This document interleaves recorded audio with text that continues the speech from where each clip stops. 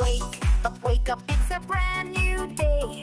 Crazy Lou's here, got something to say. Good morning, gamers, rise and shine. It's time to play, let's have a good time. Morning, gaming community. With Crazy Lou, it's a world of unity. Upbeat and lively, we're feeling so free. In the world of games, we're just meant to be. Brothers come united, unseen. Crazy Lou is ready, it's a gaming scene. Initiating launch sequence.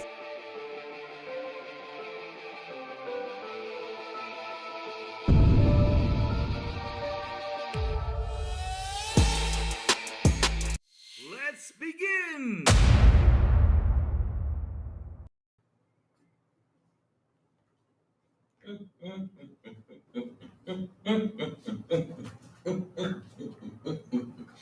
Happy dance, happy dance, happy dance, happy dance, happy dance, happy dance, happy dance, happy dance, yeah, happy dance, happy dance, happy dance, happy dance. Why are we so happy? Cause we've been saying it.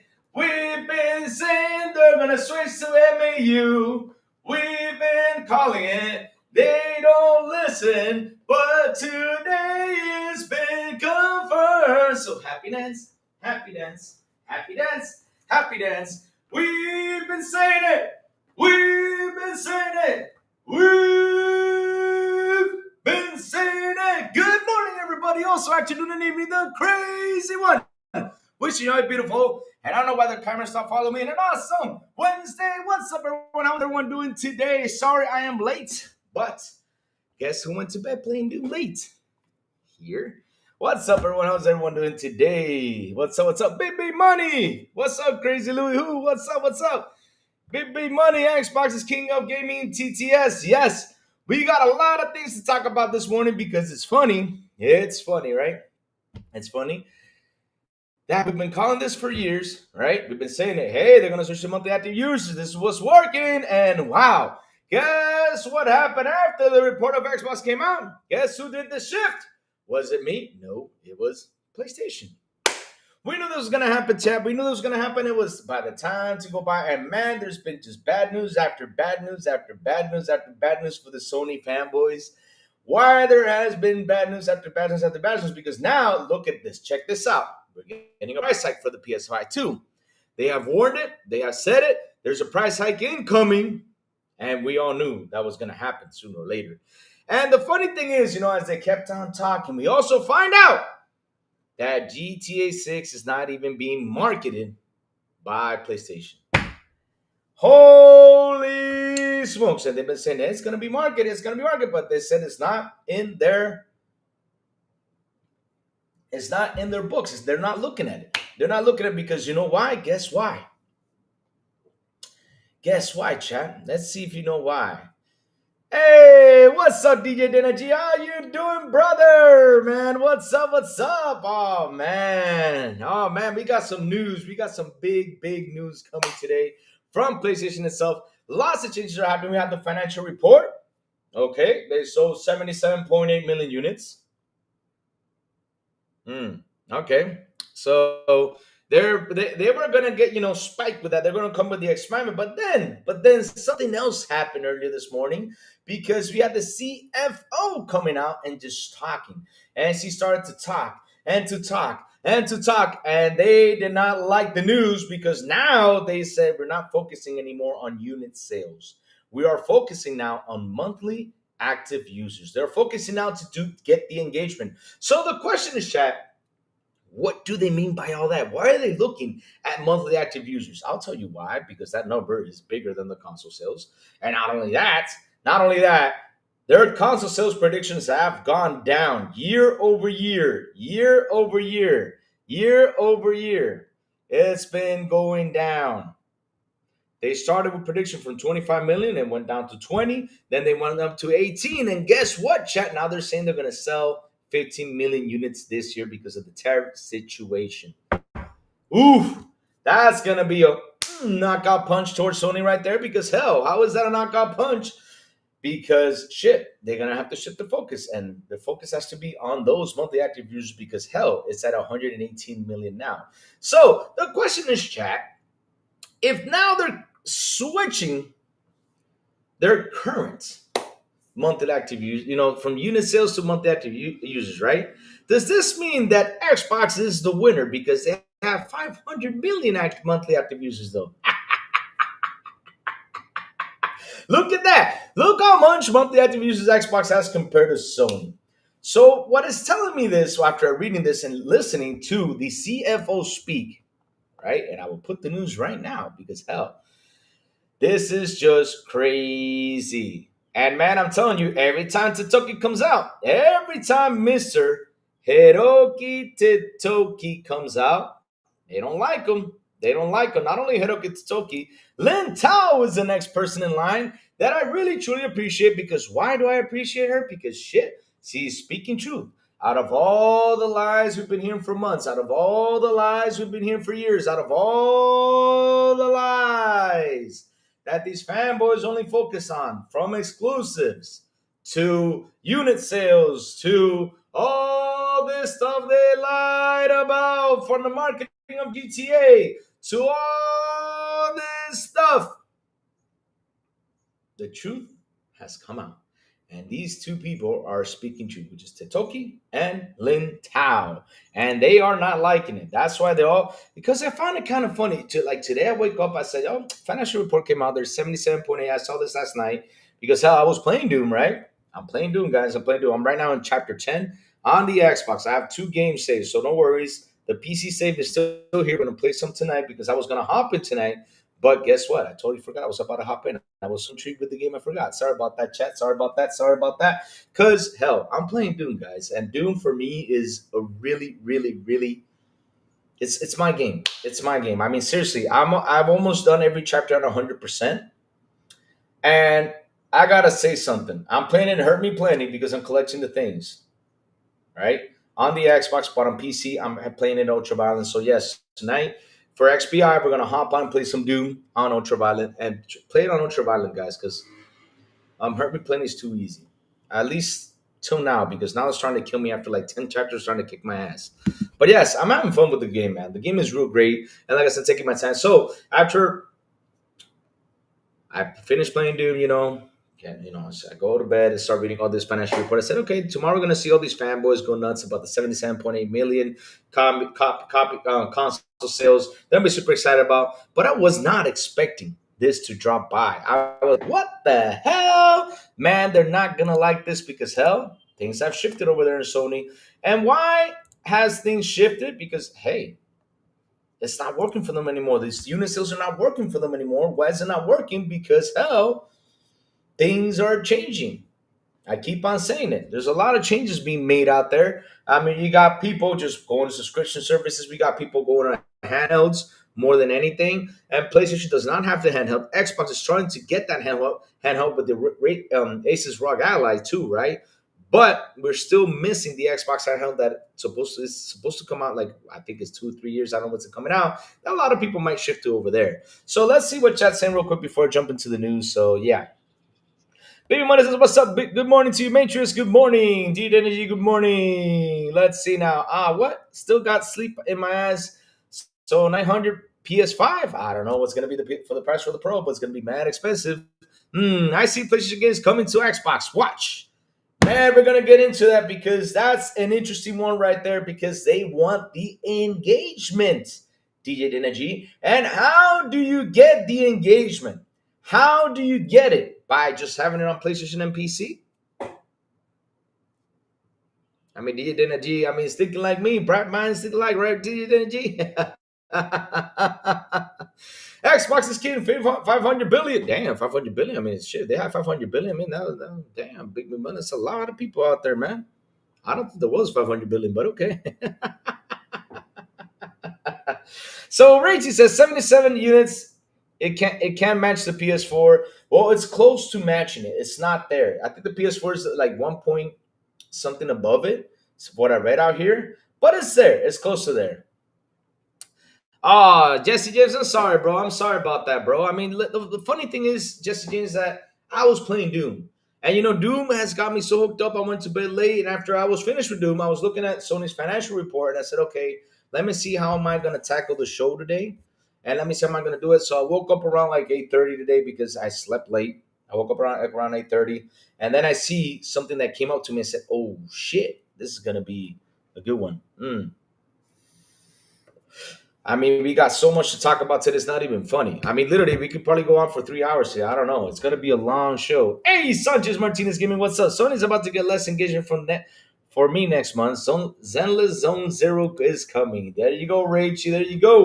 Rachie, ready for the Zenless Zone Zero? Let's go, Rachie. I'm excited for you, man. I know you've been asking for that game for quite a while, and I'm happy that it's going over there. And Rachie, I may take your offer on it. To play a little bit of Zenless Zone Zero, man, to see what do you enjoy about these games. I want to see. Never mind, it's 500 million. Yes, I would say 500 billion. Jeez, I mean, that's a lot of people, man. That's probably like everyone that's born right now is signing into Game Pass. But either way, though, let's tackle this sucker in. All right, so let me share the screen, guys, because we're going to read this. I'm just waiting for the chat to come up, because I know they're coming up little by little, so it's good that we read this right away.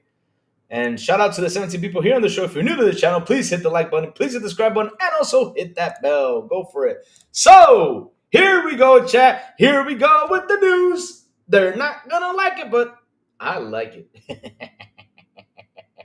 So, Sony aims to sell 15 million PS5 units this year, but is shifting its focus to monthly active users. Monthly active users, monthly active users, like we've been calling for quite some time. Yes, now they're shifting to that, which we all know who the winner is right now, and that is Xbox. Xbox is the winner of monthly active users because it got 500 million active users. Ha ha! So in the end, did Xbox win this war? I think so. Yes. Bobby, where Bobby at? I'm talking about PlayStation. Come here, Bobby. Let's cheer. Man, I don't know where Bobby is, man. Bobby's supposed to be flying around somewhere. During the quarterly financial conference, Sony Hiroki Totoki. Like I mentioned, they do not like Hiroki Totoki because Hiroki Totoki is the one who spills the things out. Hey, what's up, back? How you doing, back? Good morning to you, brother. Okay, back. I have not finished. I'm in chapter 10. I'm in chapter 10 now. I'm collecting everything. So, yes. Who was I think it was you, Jesse James. They were talking about the map, right? You did not look like seeing the map was big. There are some big maps. I ran into a map where I had to collect like 500 gold coins. I'm not going to say what map it is, but yeah, yes. And man, I'm telling you, Doom is huge. It's a huge game. It takes me so that map, it took me 2 hours to finish, pretty much. Running around, collecting everything, the secrets and everything. So yeah. But hey, I'm having fun. It's a good game. So, during the quarterly financial conference, Sony CEO Hiroki Totoki and CFO Lin Tao, love Lin Tao too, talks about the state of the PlayStation business and the strategy and targets going forward. Totoki-san mentioned during the live streaming presentation that the PlayStation business is doing extremely well. The expansion of PS5, both in the number of active users and in spend per user, is expected to continue and drive steady profit. You're not talking about consoles, there you go. Looking ahead, Sony seeks to capitalize on its momentum to drive stable, profitable growth and invest thoroughly to create the future of play. Sony expects to see a stable growth in revenue of profits for the network business due to growth of monthly users corresponding to further expansion of the PS5 install base. Let's see. Okay, I'm trying the same. And I'm much further. Yeah, the Battlefield map is huge, and it took me a couple hours. Yeah, it's huge. But right now, I'm in chapter 10. I'm in chapter 10, and man, it's been a blast. The upgrade system is phenomenal. I mean, I love Doom. I'm really taking my time. Like I said, I'm playing on Xbox. I'm playing here on PC. Having some time. Oh, back. I got a question. During the dragon level, did you find the skin? The skin, because I could not find the skin. I could not find it. If you know where it is, hit me out on it so I can go back and try to grab it, because I replayed that level again because I was missing a couple coins, and that was for me a waste right there. I couldn't find something, but I did find it. So yeah, let's go. Let's keep going. So he's talking about the Sony expects to see a stable growth of revenue profits of the network business due to the growth of monthly users corresponding to its further expansion of the PS5 install base, right? So how can you grow this? Like I was saying, how can you grow this? You got to get the engagement. How do you get the engagement? By just having it on the PS5 and just having it on a PC? I don't think so, but you got to get it out there. And it's something I think I was talking about yesterday. If you guys are live with me, chilling, I was talking about yesterday that there are fans to these sort of type of games, and you withholding this game over here is not going to make you that much money because on PC, of course, you're going to get the fans that say The Last of Us, right? Oh, Maurice is not here. Jacob is not here. He's not here. I just have it there. I did not delete it because I don't want to delete it, and that way I don't have to. If Maurice comes back and we got to do this, he's already there, so I don't have to get Maurice out of there. So yeah, he's already there. And remember, me and Maurice are doing 1 month a show because with his time and scheduling because Maurice does a lot of video game reviews. He said I can do it one time at a month. So since I know he's coming back, I have that space open. And of course, if I have another guest, he can jump on. And since that's been made, it's ready to go. I'm not going to take it down. So yeah, let's keep going. And good morning to you, sir. How are you? Specifically, the company expects higher revenue and profits from PlayStation Plus and aims to maximize ARPU, average revenue per user, of the PlayStation Store through personalization and pricing optimizations.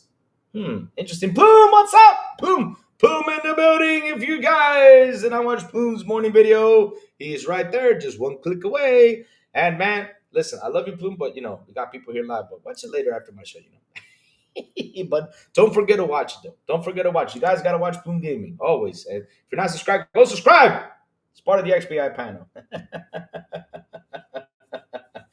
So let's keep going. In the current fiscal year between April 2025 and March 2026, Sony expects further growth for its first-party studios business due to user expansion driven by single-player narrative games like Ghost of Your Toy and like service games like Marathon. On top of the continuous success of games that they already been launched on the ongoing live service like Helldivers 2 and Destiny 2, Sony also plans to focus on stronger profitable peripherals, such as PlayStation Portal, on which the recently introduced beta cloud streaming allowing users to enjoy games on the go more easily. Thank you for that. I mean, I gotta say something. I mean, hell, I said it before. For me, it was useless at the beginning. Now it seems to be less useless, right? I mean, it's got cloud gaming now, so it's a better shift than having your console remote play, especially if you live in a country where electricity is expensive and the power goes out. I bitched about that, but now it's getting better. Good thing they switched to that. All right, let's keep going. Totoki-san also mentioned Sony's response to tariff imposed by the United States, explaining that PlayStation has been making preparations such as diversifying PS5 hardware production sites and stockpiling inventory in the U.S. The company expects to implement additional measurements at the appropriate time after assessing any changes in the situation going forward. So that means there's going to be a price increase. It's going to be a price increase. So get ready for that, chat. It responded to question. Let me see. Responding to question later in the call, Tao mentioned that Sony produced PS5 and its peripherals in 4 countries, while large of said production in China. The supply chain has been diversified. She also added that at the moment of inventory present in the U.S. is enough for 3 months of distribution. Wow, 3 months only? Man, that thing is going on slow. Shit. Because 77 million units is supposed to be choo. I mean, that thing has got to be like I'll give you an example, Chad. I mean, if you look at this right here, you see this right here? This is how fast PlayStation 5 sells now, right? So you grab this, right, as a PS5, right? Beforehand, it was like this. Well, you put a PlayStation in the store, well, that's gone. No more PlayStation. Nowadays, it's like, well, you got a PS5.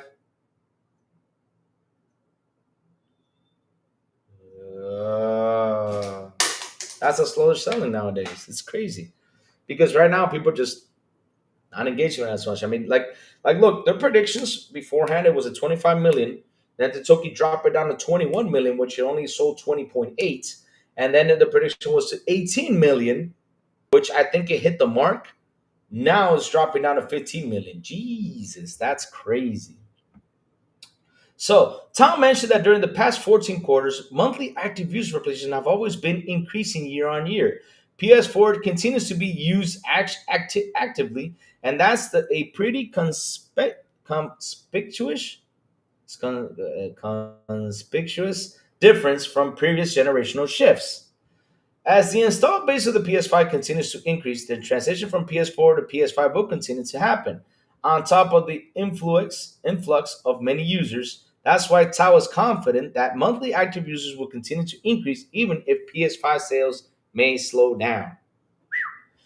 She also added that in the current fiscal year, between April 2025 and 2026, Sony expects to ship 50 million PS units, which will bring the total lifetime sales for the console to March 31st, 2026 to 92.7 million units. That said, she cautioned that the prediction isn't set in stone because there is a lot of uncertainty in the market environment, including the tariffs. Like I said, tariffs, that means price increase.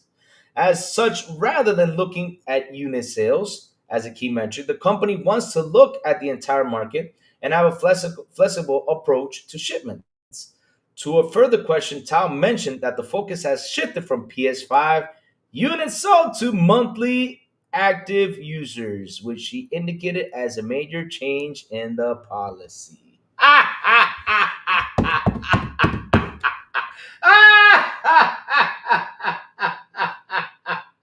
Why do we laugh at this chat? I'll tell you why do we laugh at this chat, because we've been saying it. They've been warning us for years. They've been telling us for years that they were going to start using monthly active users just like how Xbox is, because it works. That's where the money is at. It's not at console sales. We told you that console sales are not where the money is at. We have told you exclusive sales are not where the money is at. They're not. They're not. How do we know exclusive sales were not the money is at? Because hell, we've seen it.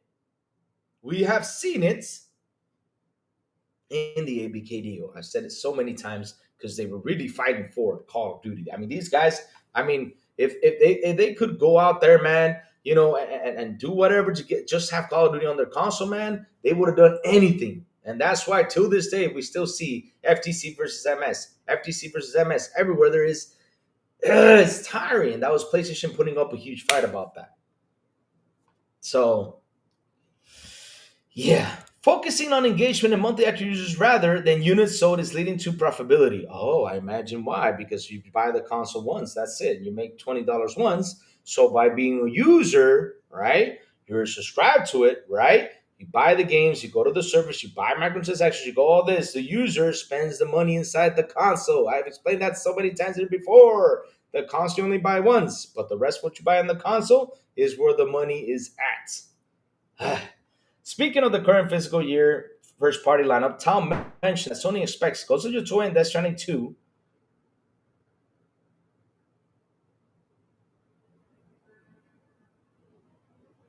How is Death Stranding 2 a first party lineup though? It's a third party lineup. That's weird. Do well among the fans since they are sequels. So wait, so if Death Stranding is a first party, then we got a Sony game on Xbox then.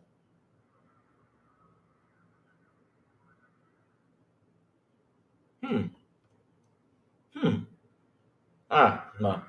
Marathon involves a margin of risk. That's trying to do well among the fans since they're sequels. Marathon involves a margin of risk since it's a new genre for the company. So Sony has included reasonable expectations for it in its forecast. I mean, shit. I hope it does well. I mean, I got my fingers crossed. I hope it does well because chat. I keep on saying this, right? You guys might say, I want him to fail. Failure is never good for the industry, guys, because if failure happens, that means studios get shut down. It's not a good thing, guys. It's not a good thing. I mean, I want these companies to survive at the end of the day. I don't want them to fail, right? Even though we fanboy talks and everything, but at the end of the day, these are people that work, and I don't want to see them be fired because of something that failed. I just rather see them, keep on doing what we love, and that is video games. Because look at nowadays. I mean, everywhere you look, there's a studio shut down. There's a studio, facing issues, laying offs. I mean, just yesterday, Microsoft laid off 3% of its employees. I mean, hell, it's just a lot of things are happening these days with layoffs, and I don't want to see that. I mean, to be honest, I hope, and I really do hope that these layoffs just start to stop because it's every time, every year, more layoffs incoming, and it sucks. So,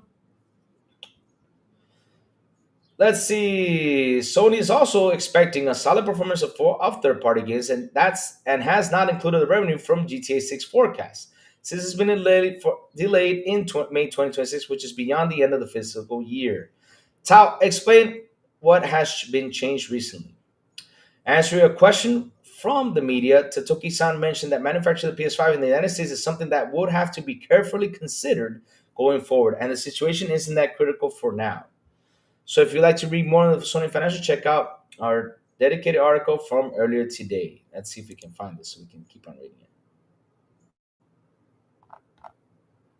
All right, this is all profit talk.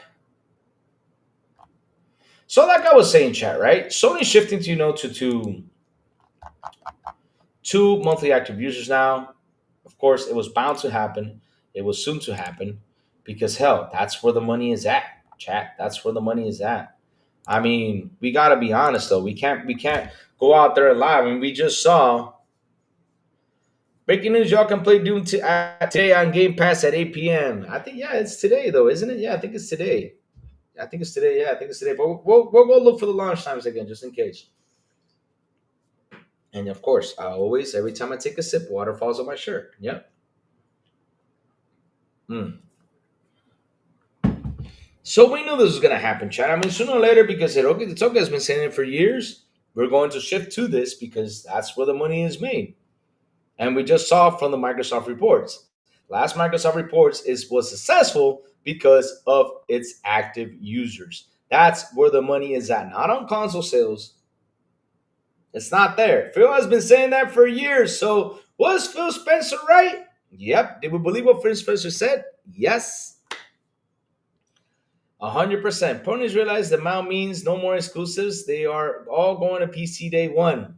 Roshan Epenger, they are in trouble with that because that's the question that's going to happen. I mean, how do we get the engagement?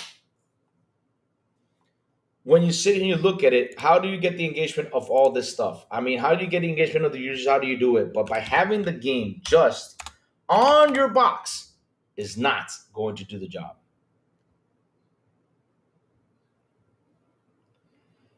What's up, Mr. Kima? Have Bobby the Bird make his morning visit. I don't know where Bobby's at, but usually Bobby comes around like 9, but he comes around a little bit later. But Bobby's fine around.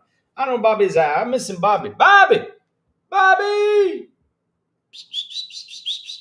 I'm trying to do a bird call, but that don't work. That's a little chicken bird call.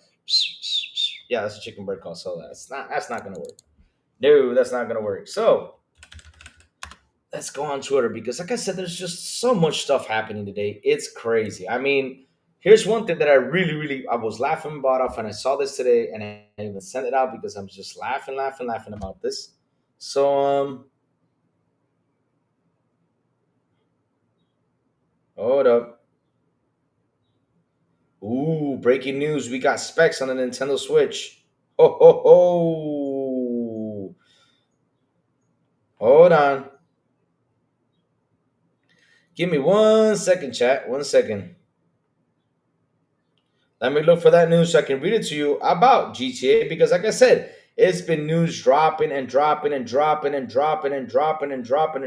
PlayStation. That's been crazy. So, this is from Genki out there on Twitter, right? I was going to go look for it here because it's going to be crazy, find on the computer. So, Genki says this.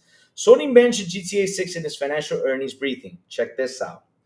They've only said GTA 6 is not factored into any of their forecasts for the current fiscal year. Sony and investors know GTA 6 will have massive positive impact on Sony's financials when it releases. You guys seeing this? A third-party game will be the one to have a big-ass impact on their financials. Yep, a good impact, though. Not a bad one, just in case. Regarding the third-party titles, we also have quite a promising lineup. So the install base of the console and MAU, we are expecting solid numbers in terms of the consumption. So we believe this is reasonable. And also, GTA 6 is not included in our forecast. Oh, oh. So does that mean that is that? Does that mean that the GTA 6 is not going to get the marketing? Or your place is not going to get the marketing? Oh, such bad news. But like I was saying though, right, chat? It's been crazy this morning because look, we got this lady coming out here talking and talking and talking, which is Lin Tao, right? And she's speaking the truth of things we've been saying for years. Yes, they do. And let's constantly, yes, they do. They do. They do. They do, Dodgeman. Here's the thing, though, Dodgeman. Let me get you something. Let me explain to you what's happening, right? Let me explain to you what's happening. There's been a shift in the gaming industry for the last 5 or 6 years, right? We saw PlayStation do something that we could have never thought it was going to happen. Microsoft was already ahead of its time. Dave Reezy, good morning. Dodgeman, give me good morning. Roshan Banger, good morning. Good morning to you all. King Styles, good morning, man. What's up? What's up? What's up? So, like I was saying, there's been a shift. PS5 blows, good morning. Let me see who else is out here. And I'll just say in general, good morning to all. So, like I was saying, there's been a shift out here in the gaming industry, right? So the shift is that why did camera zoom in at you? Stop zooming in my face. So Ammo Sarah Bond will reveal the Xbox handle. Oh, nice. That would be awesome. They reveal it out there. Yes, that would be awesome. Oh shit. Well, now we can't trust Steam. Fuck.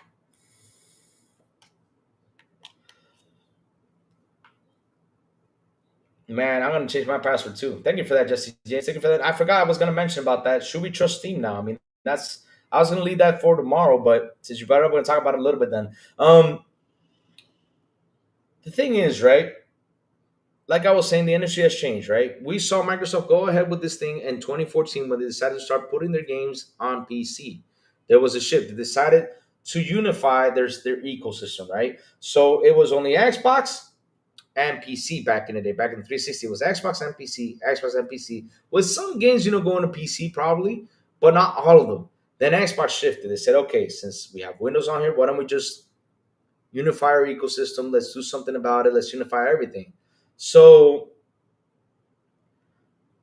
what's next is that Xbox does this in 2014, and PlayStation, all of a sudden, a company that was really selfish about their games. I mean, these guys do not, and I do mean do not. Yes, we'll talk about it in a little bit. And I do mean do not like to put their games anywhere else, and in 2020 start to do it.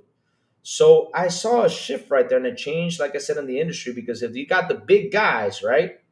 If you got the big guys, what I mean by the big guys is PlayStation doing this change. Because listen, no matter what we say, right? PlayStation is number one in the gaming industry. So as number one, they start to do this change. I start to scratch my hands like, why? You guys are number one with the exclusives. You guys, have done pretty well with exclusives and everything. I mean, you guys talked about exclusives last generation. Was it really working? Was it not? The truth came out in ABK. We found out that it was not. It was not working. And not only that, console prices, right? I mean, you got this hardware, Dodgeman, that cost a lot of money to make. They do. I mean, it's incredible that this gen we have not saw a decrease in console prices. We always seen is increase, right? People, and this is this is a strategy, right? When the consoles come out, you got the fans that jump on it real quick. You got the fans that go ahead and buy it. Then you got the people that wait a little while and wait for a sale. They go ahead and buy it, And then you got the last line, which is the guys who wait for the decrease in prices to go buy the console. That is the last line. What I do mean by the last line is like 3 years to 4 years in the generation, the console price decrease, and then you see the massive jump in people from PS4 or Xbox One jump into the new generation of consoles. And this generation, right, we're not seeing it because, hell, we got a tariff war happening, which is crazy, and it has increased the price. So where is the money at? That is the question. Because at the beginning, when COVID hit, we saw that PlayStation was not making any profit on its console.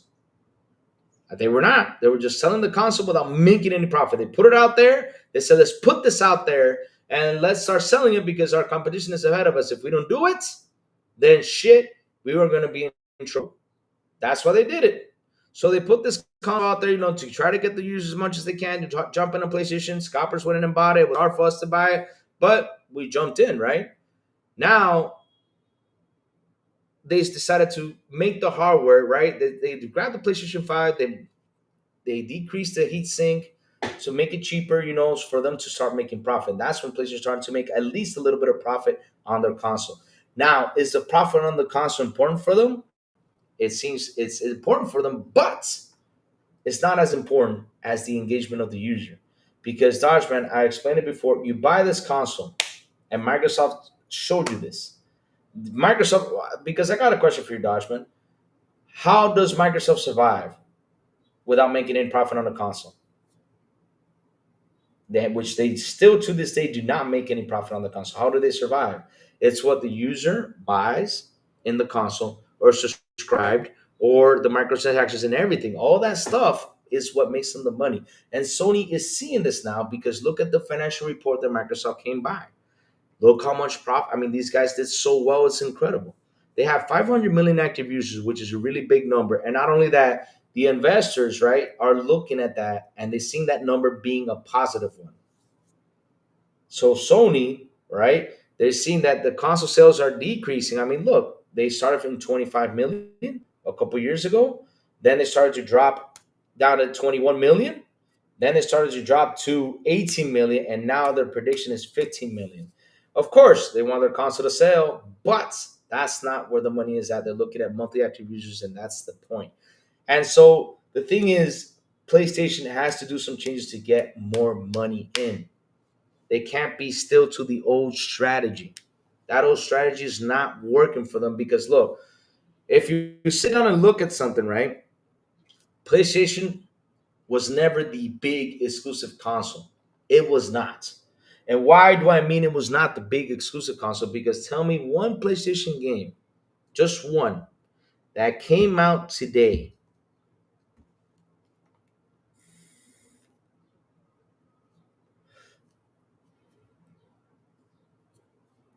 PlayStation games going to PC is old news, doesn't affect console player base. But hey, bro, it is affecting them.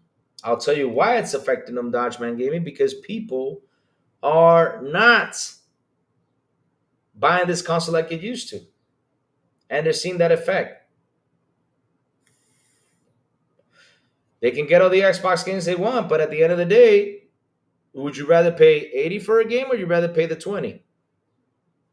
Because that's something that's gonna sooner or later going to cause that. What do you think? Why do you think they're predicting this right now? What are they saying from 18 million they went down to 15? I mean, dude, we're talking about from 25 million they went down to 21, which that year ended in 20.8, I think it was, and now they shifted to 18. I think they hit the 18 mark, and now they're dropping into 15 million because it knows it's not going to happen. So, okay, what can I do to make that money? Because shit, we just lost 10 million from our prediction base. So how do we get that money for that 10 million? We gotta focus on monthly active users. We gotta focus on getting the money from the people. That's how it is. They gotta focus on that. And the only way to focus on that is on how to get the users to jump into a PlayStation whatever PlayStation software device, whatever. They gotta do that. And so sooner or later, chat, give me a second. I'm getting 1 second, guys. I'm getting an intercom. Hold on. Hold on. 1 second, Jack. 1 second.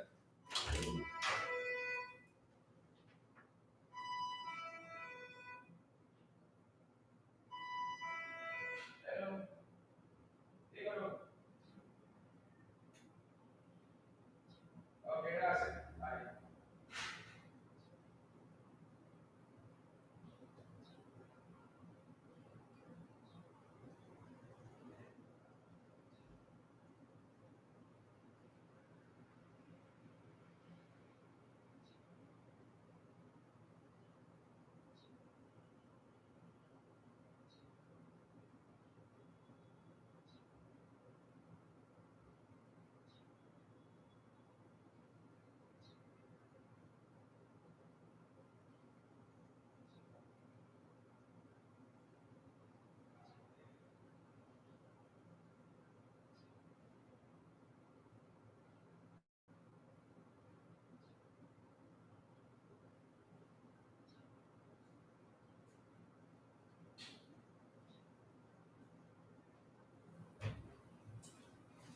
Chat, I'm back. Sorry about that, chat.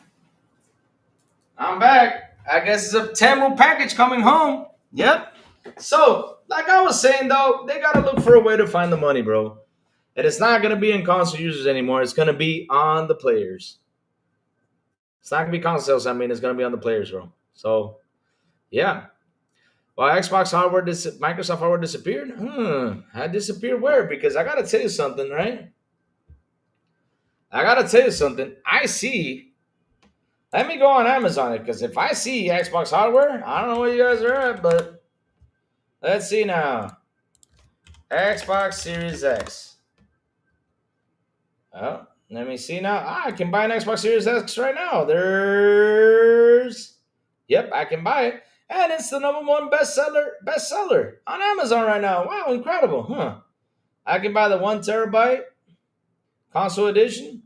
I can buy it right now for $598. Yep. Hey, Grizzly, que lo que, mi hermano? What's up? How you doing, bro? Good morning to you, sir. Sorry, guys, I had to, pick up a package because, heck, the missus, I don't understand what's up. What's up with Temu, guys? What the hell is Temu?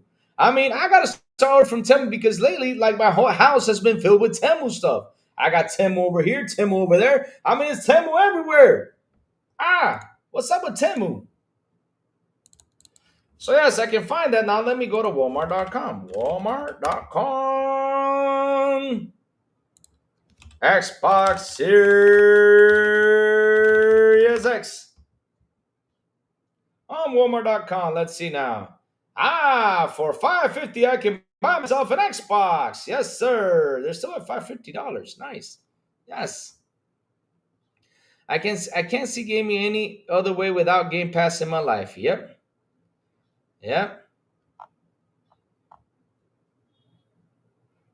Yep, that's how it is. Temu's the bomb. Seriously? Man, I gotta start ordering stuff from Temu. I mean, I'm not kidding you. I have Temu everywhere.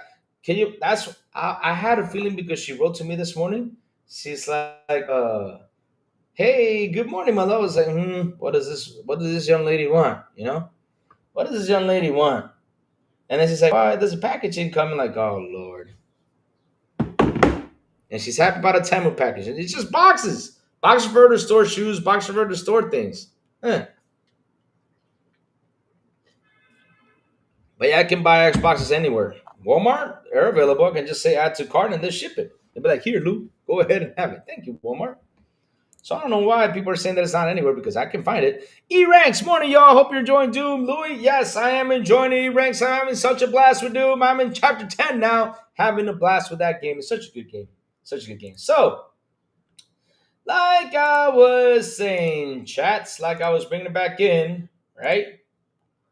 I don't know why people don't seem to understand that.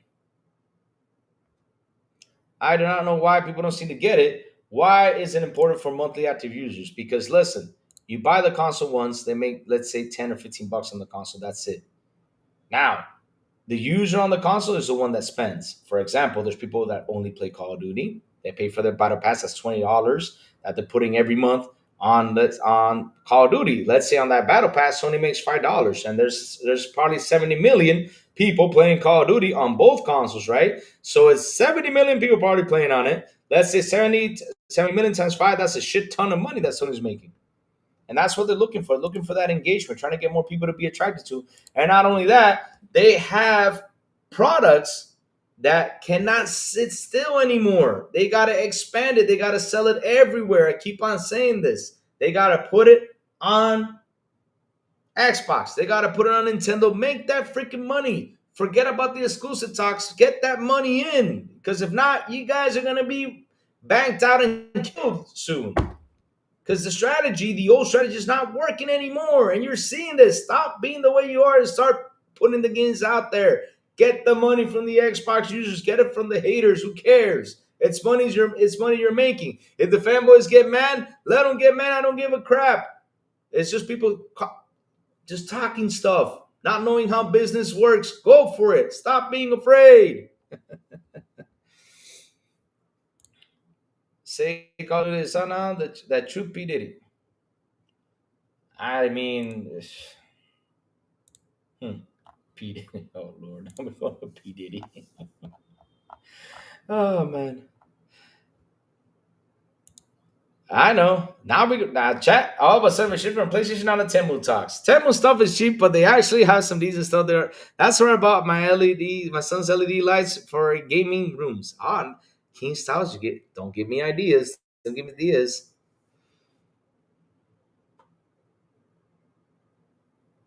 La fella, go to your local Walmart. Dutch man, I don't even got a Walmart. I wish I had a Walmart, but I don't have a Walmart. Here I can find that man. Here I can find Xbox even in the bathroom if I had to. Not their games on display because Xbox said they said this, Dodge man. They're not doing physical games anymore. They're not going to because, dude. I mean, bro, why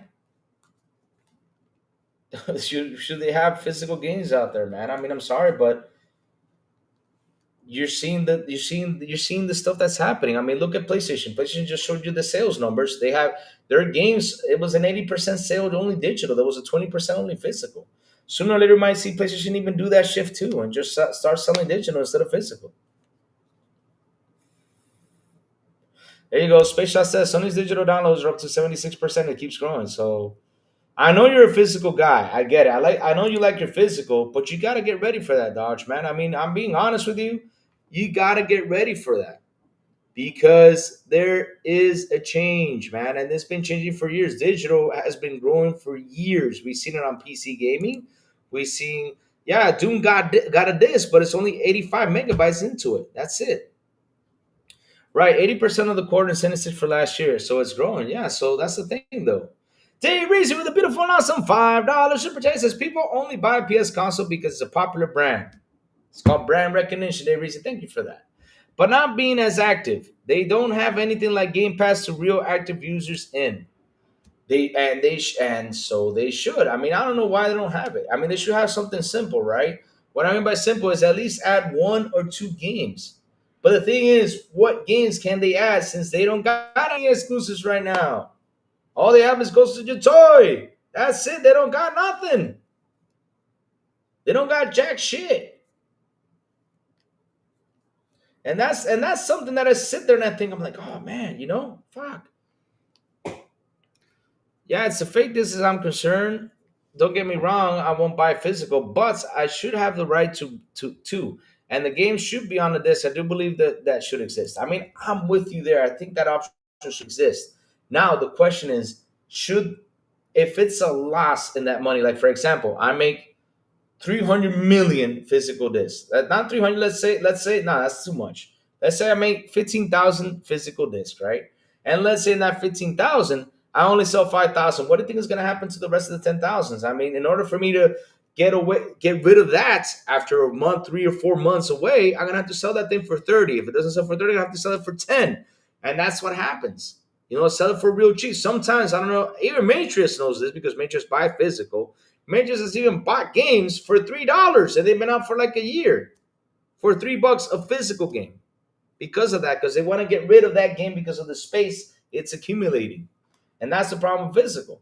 That's why you don't see any more Blu-rays. That's why you don't see any more Blu-ray players, stuff like Blu-ray players are trying to get that out because we have the services and people don't want to buy this box right nowadays because you buy this box, right? And this is let me tell you what covers it because people don't look beyond this, right? Okay, let me go buy physical games.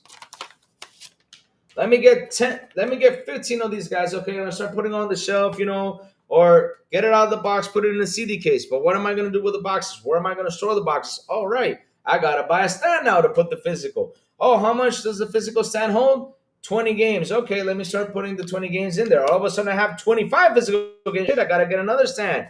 Now I make more, and now I gotta find the space for that other stand. And you gotta keep on making spaces for those physicals. Not unless you're a collector and you're gonna resell this in the future, right?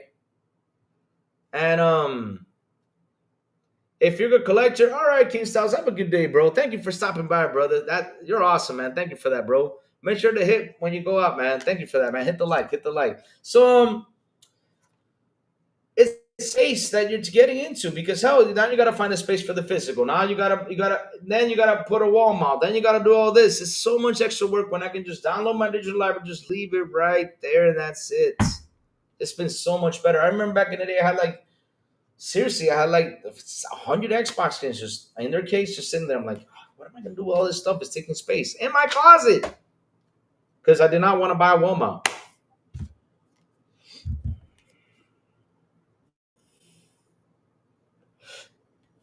But let me see. Spatial says, I want to be fair. Before we say ponies only play certain games, top three games on Xbox and PS are COD, Fortnite, GTA Online in that order.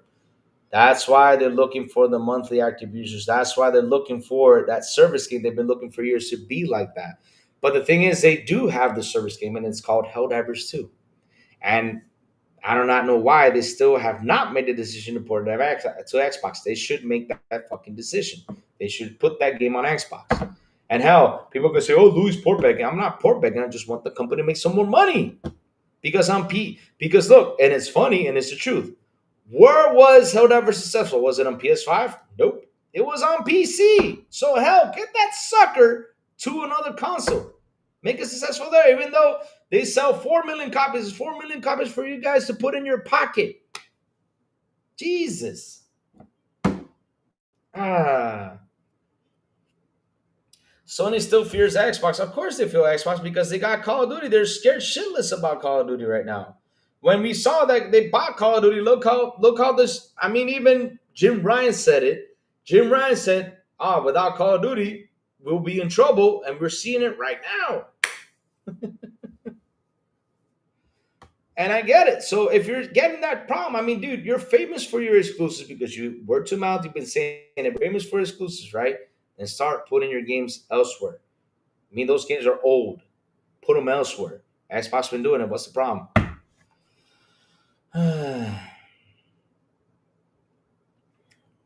It's nowhere on PS charts, but it's on the Steam. It's on the PC charts though, which is interesting.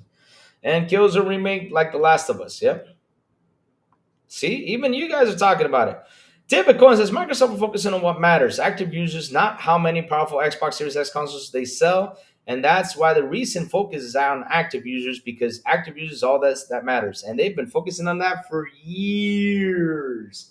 And now places are starting to focus on it because why? It's been successful. I mean, shit. Like I said, they're not gonna like her. They're not gonna like Titoki, and they're not gonna like oh Lord, what was her name? Sorry, let me go see if I can find it. But they're not gonna like Titoki or her because they know that they need to make the money. And they know since Jim Ryan went in there, since he was a corporate suit, he was not a gamer. Like I always said this, Jim Ryan was not the good guy to be put to lead PlayStation. And this is why. This is what's happening. They got to find someone that's a corporate suit and that's a video gamer too. Because if not, I'm not liking where this is going.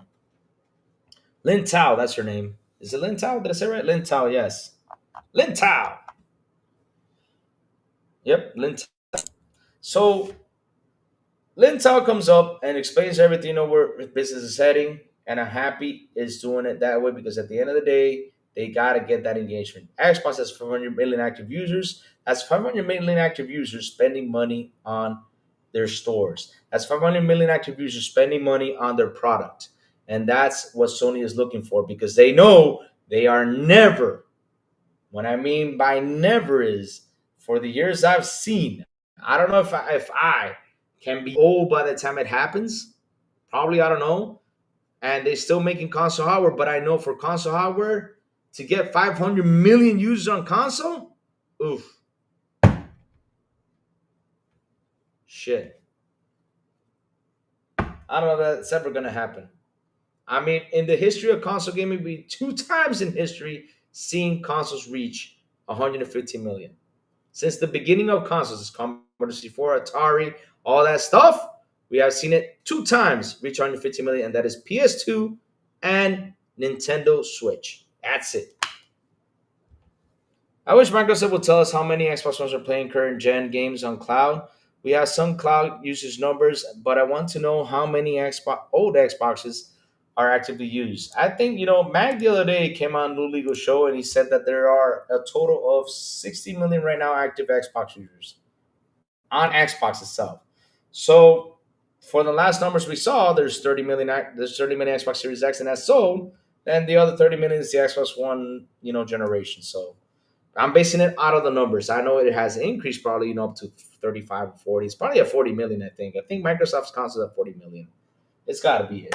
But yeah, if it's there, it's there,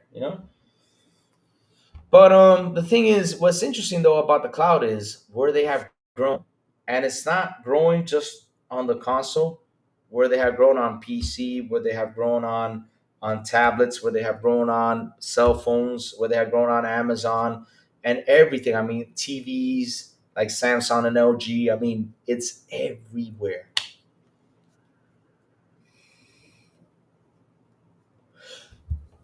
I think the Switch is going to end up all the time the all-time leader, and we're past the all-time peak. I don't believe PS2 purchases that Sony suddenly finds. I don't believe that either. That was a weird thing. That was super weird. That was super weird right there. I don't because I keep on saying it. Sony, you guys brag about your numbers all the time. You guys love to brag when you guys have consoles sold, right? Why all of a sudden, because Switch is getting to that number, you guys are now at 160 million, 63 million? I mean, bro, that was weird. I mean, you guys stopped production in 2012, but okay.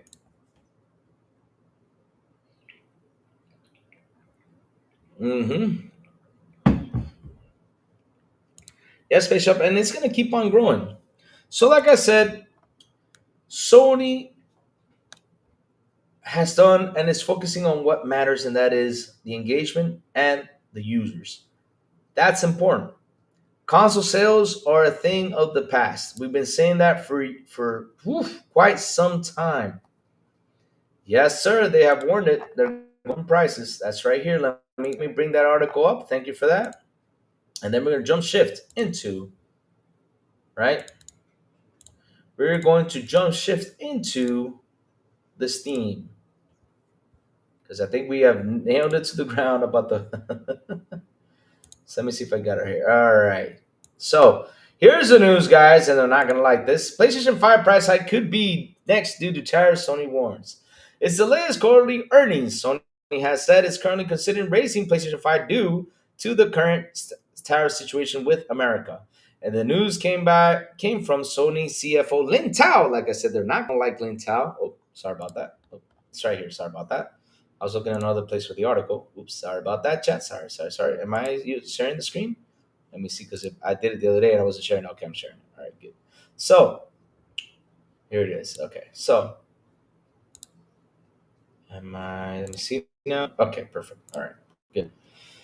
Like I said, they're not going to like Lin Tao, but it's okay. Lin Tao speaking truth. Who said that the company currently needs to find approximately 100 billion yen?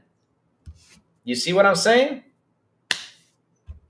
You see, look at this, Dodgeman Gaming. The news came from Sony CFO Lin Town, who said that the company currently needs to find approximately 100 billion yen, equivalent to $512 million to make up for the impact of the current tariffs.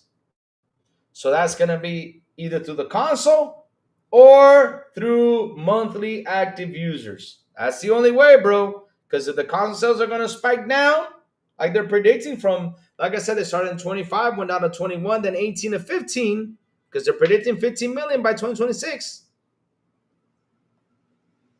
This is how you're going to get it. In terms of tariffs, we're not just simply calculating the simple tariffs prices to come up with 100 billion yen, but are thinking about the current available information, looking at the market trend. We may pass the price to customers and also shipment allocation. So we're taking different measures and managing to come up to the 100 billion yen, which you could probably say, oh, that's easy. You can probably come up with it. But, yeah. Sony CEO Hiroki Toki weighed in on the terms and said these hardwares can, of course, be produced locally. I think that would be an efficient strategy, but the PlayStation 5 is being manufactured in many areas. Its components, so whether it's going to be manufactured in the US or not, it needs to be considered going forward in such a critical situation. So at the very least, it seems like Sony is currently weighing its option on PlayStation 5 prices and waiting to see how the current tariff situation shakes out, as it's still incredible volatile. That being said, PlayStation 5 increases is something that the company is curiously considering and will likely be announced soon if the current situation with China and the United States isn't resolved soon. Last month, Xbox wasn't last month; it was just 2 weeks ago. But okay. Last month, Xbox has announced price increases across all the hardware due to increased tariff price, and Nintendo has seemingly already got ahead of the curve by announcing Nintendo Switch 2 will launch at 450. Nintendo was also the first to introduce $80 games, with Xbox shortly following suit by saying that some of the first-party games will now cost $80 on holiday 2025. You can see Sony's financial results here. What do you think Sony's next company to increase its hardware prices? Will you buy a PlayStation 5 if another 100 or so was added on top? Let us know through the Insider Gaming Forum.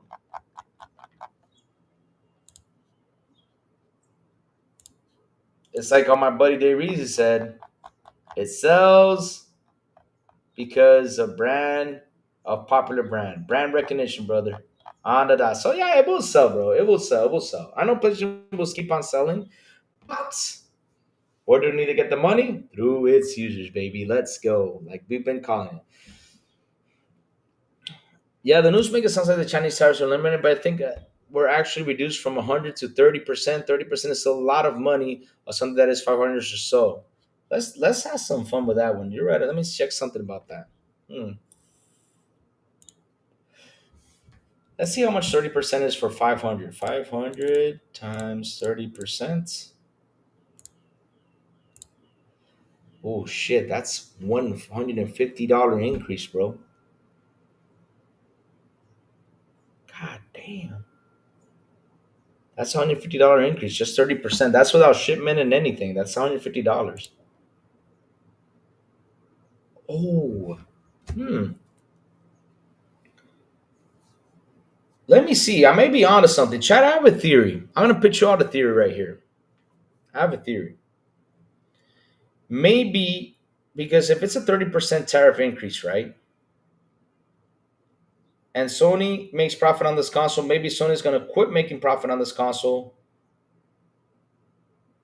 or probably make very less more. They're probably gonna. I think they're right now analyzing like to make less and less and less profit on the console in order for that console, to decrease wouldn't be that much because if I like I said, I calculated 30% increase, that's $150. Holy smokes. So that means the PS5 could sell at 650. But damn,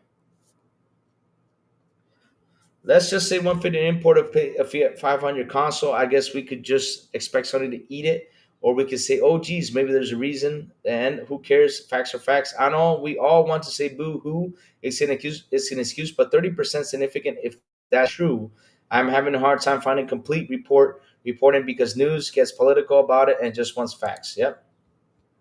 I mean, that's actually the only way I think I can actually see them. Let's take a risk right here. Let's make less money on the console so we can actually sell more. Because hell, these tariffs, man, are gonna smack down, especially right now with the pressure that Sony is having because people are not looking at the pressure. And what is the pressure? Xbox is making games, and they're putting their games on PlayStation for $70 up to 80, right? And right over here we're paying 20 for the very same game. And if you want to pay the early edition on PlayStation, it's 110, for example, for Doom. While us, all we had to pay was 30. Shit. So there is a lot of pressure, believe it or not, guys. There is a lot of pressure. Even though people may not see it, but it is. It's a lot of pressure. Sony needs to make that money through, like I was saying, its monthly active users.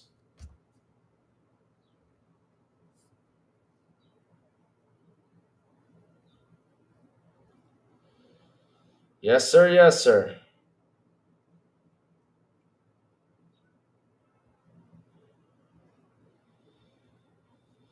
Yes, sir. Yes, sir. Crazy. I can't wait to play Doom. Kill demons tonight. Oh, man, you're going to have a blast, man. I'm having fun.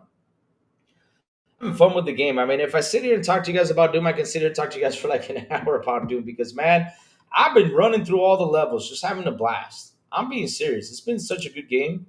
It's awesome. I'm having fun. Xbox better, Xbox butter. Yes, sir. Because, man, let me tell you all something. And this is the truth. Do you think people are right now not looking at Xbox and saying, "Man, am I? Should I?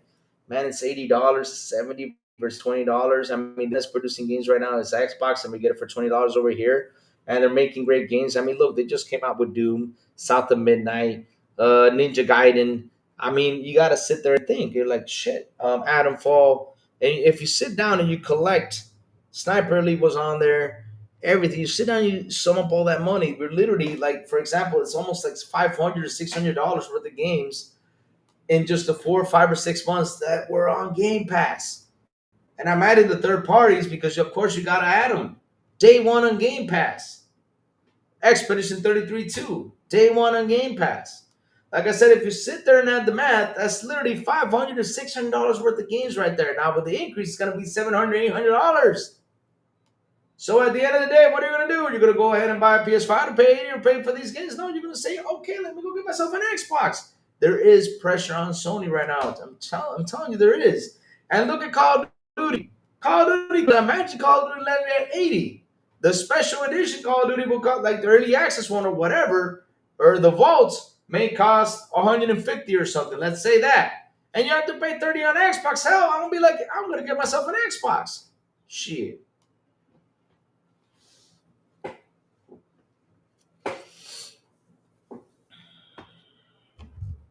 Even the ones that be seeing my dev mode running game classic games, maybe I gotta buy an Xbox Live. Of course. I mean, Xbox is such a beautiful console. I don't know why, and I keep on telling the PS fans, I don't know why you don't own one, but you should buy one. Why? You're getting the same games. But their ego just blocks them from seeing that. But let them be like that. That's the problem. That is a problem. Their ego blocks them from seeing the truth. It's incredible. It's incredible.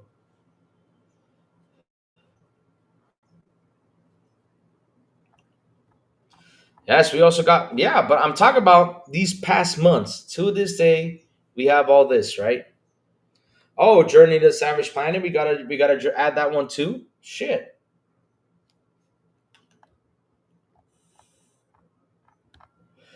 And I just love, and this is what's so funny. I just love how they jump and trying to talk positive about that. Sony has made awesome. Sony has got 30 billion they made in profit. It's a record breaking and everything, right? But you guys are not seeing clearly. You're still ignoring the negative.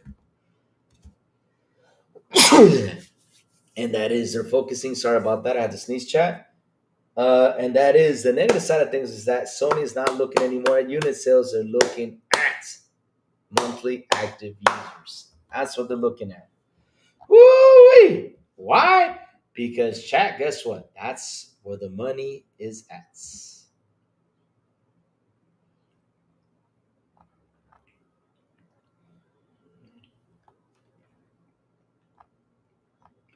That's where the money is at, chat.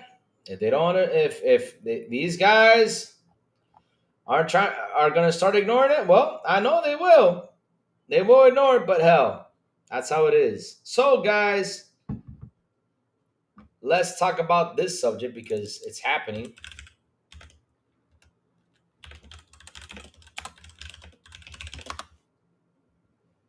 Oh, let me clear this out.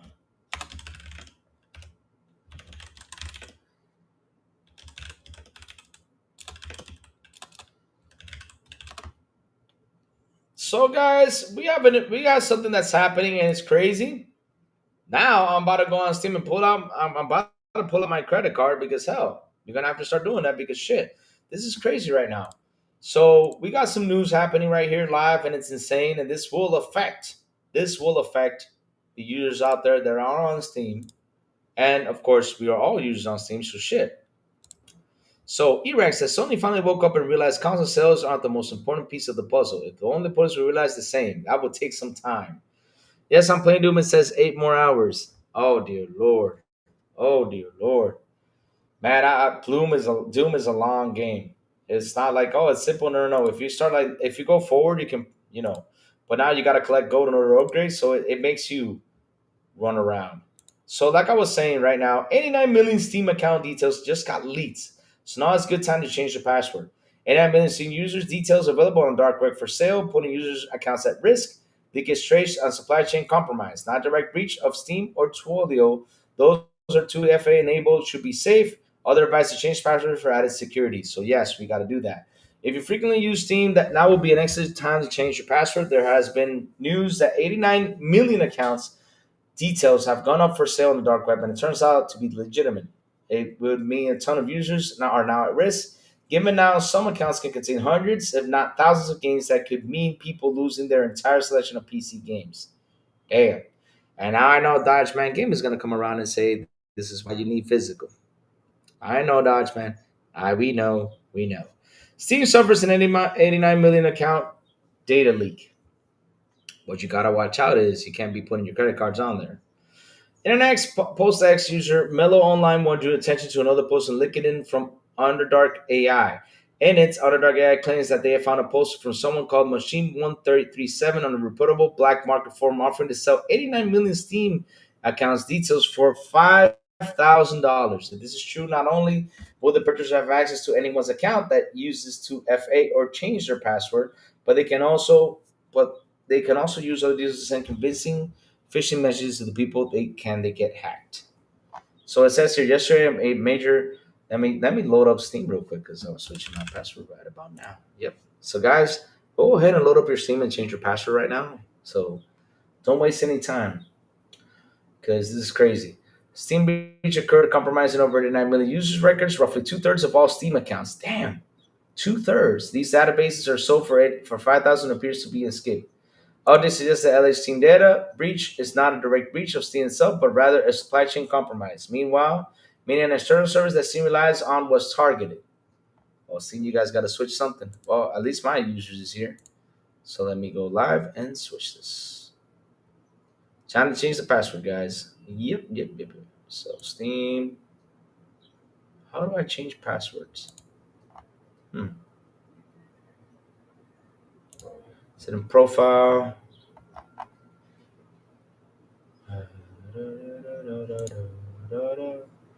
I think I found it.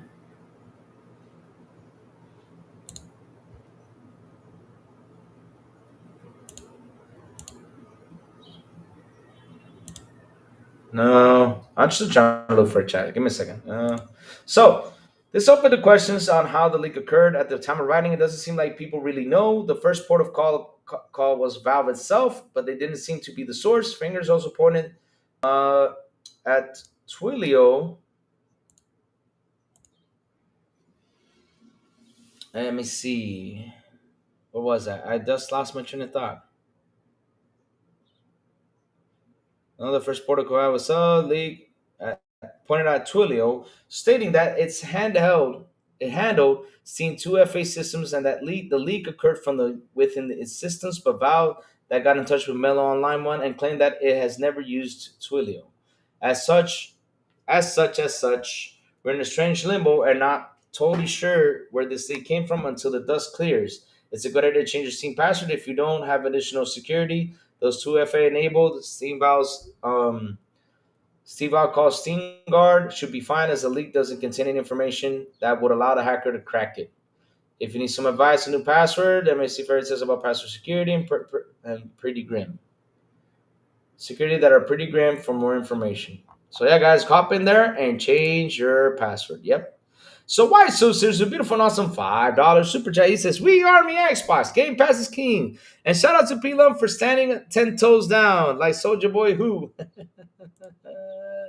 I was P-Lum, right? I was P-Lum because I gotta say something. I was about to play Doom last night, but you know what? I also remember that P-Lum was on, so I don't want to take P-Lum's time away. But to be honest, I was just busy gaming. I totally forgot. What's up, Jago6? How are you, bro? What's up? What's new, bro? What's new?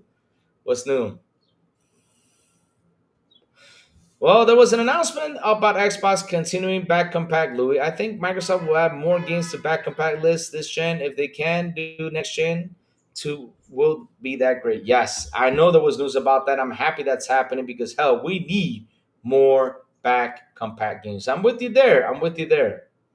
100% I'm with you there. How do I change my damn password? Watch the hacker be laughing and be like, "Yes, we got your we got your profile. Haha, Louis, we're gonna take things away. I only got like 20 games. I don't not to be honest, I got like a bunch of games out there. But I bought them for real cheap, so I have 51 games. Okay, here it is. I think I found it. Yay, I found it. I found it. I found it. Yes, I found it. How do I change this password? Hmm. To background, profile, and profile. A profile. Privacy settings. Here we go. Privacy settings. My details. Inventory. Screenshot some real. Damn it. I can't find it. Hmm. Oh well. Let's keep going, guys. We got lots to talk about. I'll do it in a few minutes. So yeah, chat. Crazy news for these fans, man. I mean, it's funny that when I go on Twitter, I see them trying to trend the positive. Like, yeah, this is positive. They made 30 billion. They're going so well. Yeah, they're doing such an awesome thing. Yeah, it's great. Yeah. Mm.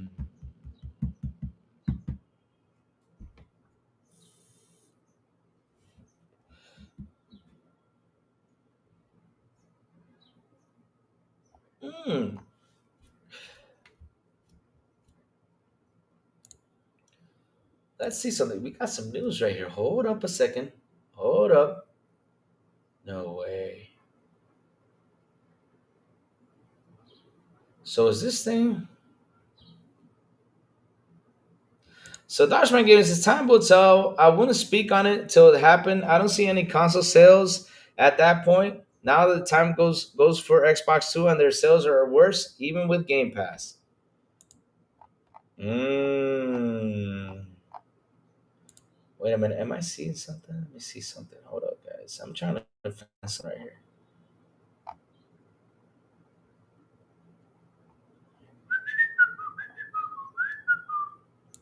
That's also news. For the first time ever, 16 more games from new releases like Assassin's Creed Shadows and classes like Watch are available to buy on Xbox App and Windows PC. Oh, okay, I see now. Nice. I see now. I thought it was gonna be Play Anywhere, but never mind. All right, let's go over here. Let's see. Oh, but I'm not Play Anywhere. Okay, just right about it. Ah, man, it should have been Play Anywhere. Jesus, that's a gutsy move. What's a gutsy move? To focus on monthly active users, bro?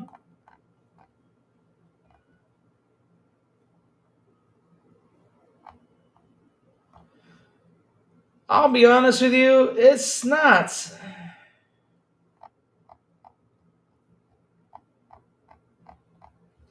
I don't find.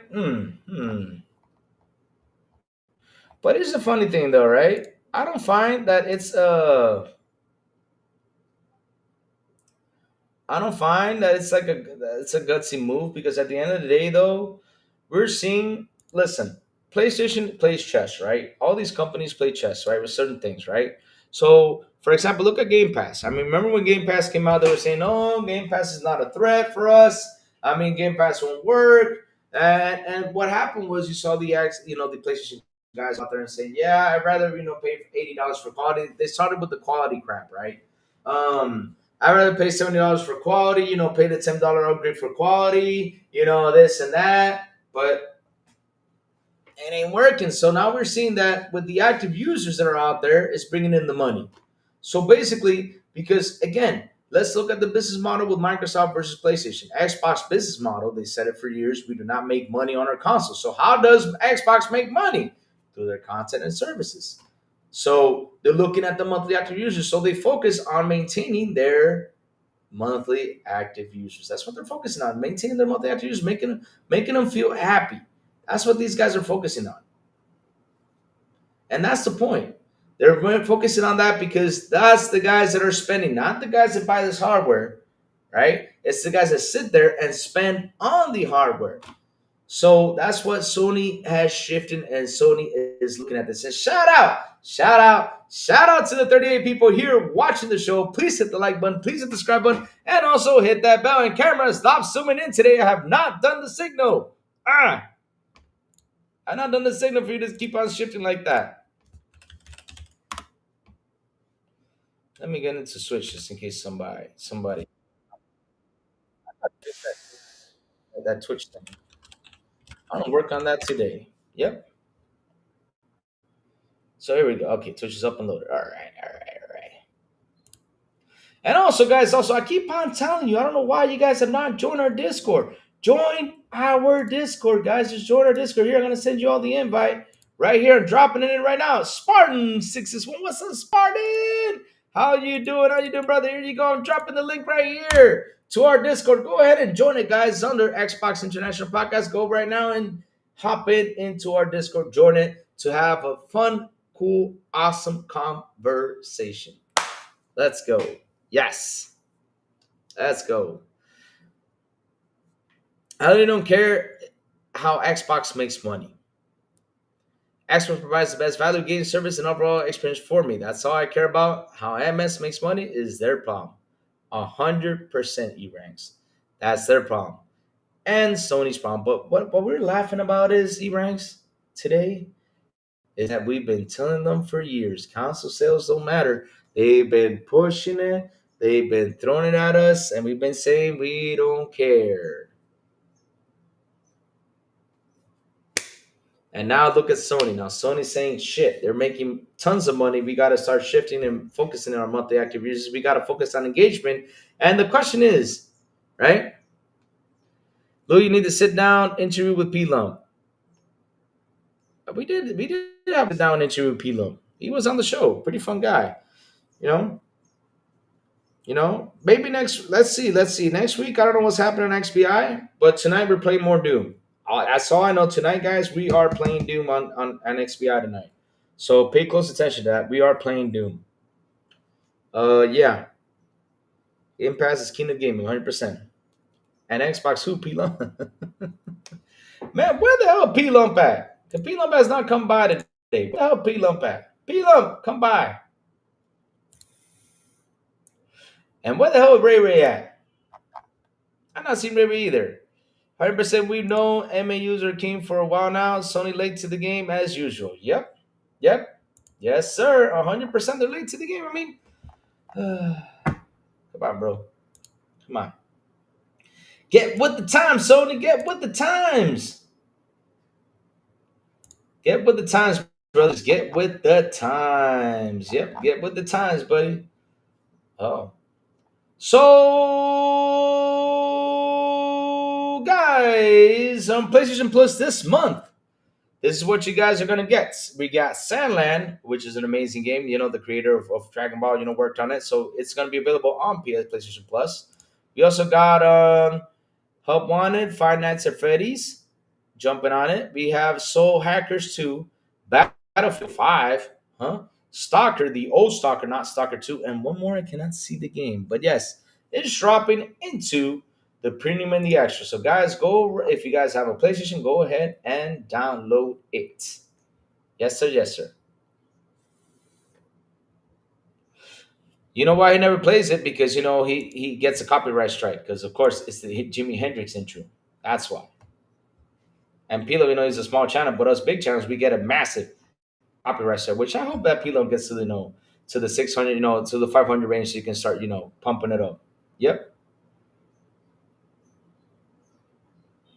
Yes, sir. Pilo, I'm fighting with Lemon somewhere probably. He's fighting with Lemon now? Ah, hell.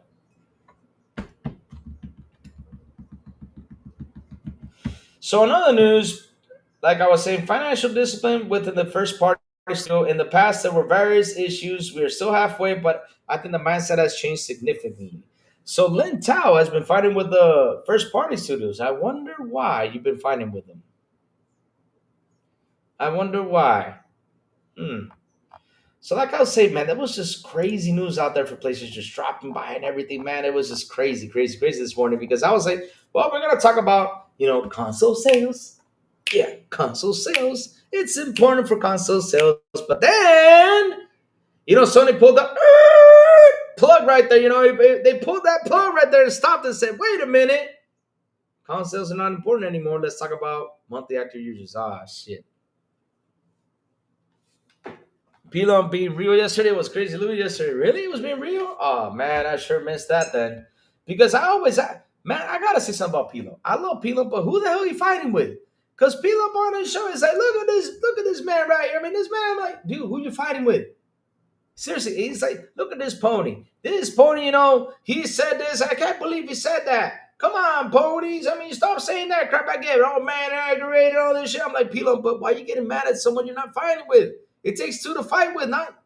Don't get mad about this. And it's like, shit, crazy Lou. These people make me mad, man. They make me mad. But how do they make you mad? They're just speaking shit. How can you get mad at someone you don't even know about? Oh man, it's so funny watching them just go out there and just talk and talk and talk. It's insane. So let's see now. More news on the financial report on PlayStation. PlayStation doing extremely well, says Hiroki Titoki. Nice. PS5 sold 18.5 million, like I was saying. They were estimated to 18. They sold 18.5, which of course is 500,000 more than what they expected, which is good for them. In FY24, 2.8 in quarter, which is too slow.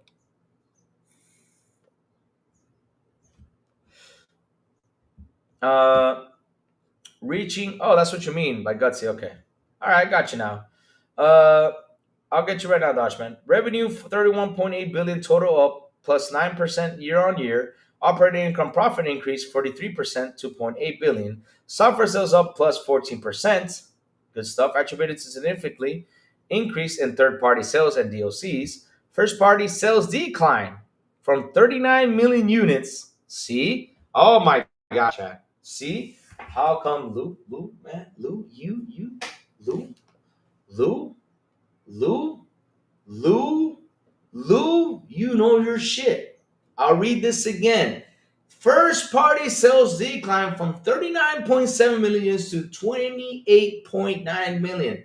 Saw launches like Astrobot Lego Horizon versus Spider-Man 2 and Helldivers the year before. Oh, wow. Wow. And this is why. That number would have gone up if you would have put your games out there. I mean, chat, this tells me, I'm going to show it to you on the screen right now. Check this out, chat. I'm just going to switch the screen so you guys can see it. You're going to love this. Let me just open it up so that way I can grab it. Post right here so you guys can see this. So let's read it through. Damn it. Grab the wrong thing. Hold on, chat. Give me one itsy bitsy little second. So I can open this up so we can see this and read about it because, like I said, this all this stuff is interesting though, because we might see a shift happening soon. So right here, reading on it, this is Shinobi, with the resume right here. So like I was saying, first party sales declined from 39.7 million units to 28.9 million units, like Helldivers and Spider-Man 2 the year before.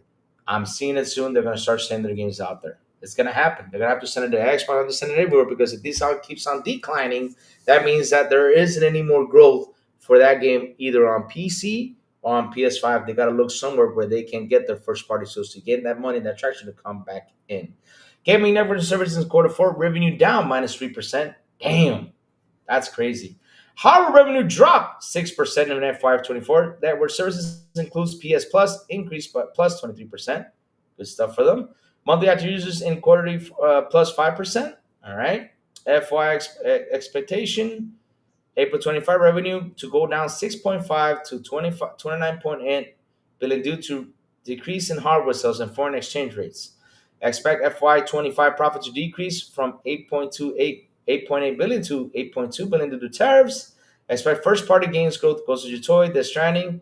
Okay, I expect that, but it's not going to be that much. Expect to ship 15 million PlayStations through March 2026, bringing to a total 92.7 million. Sony working to mitigate impact on tariffs.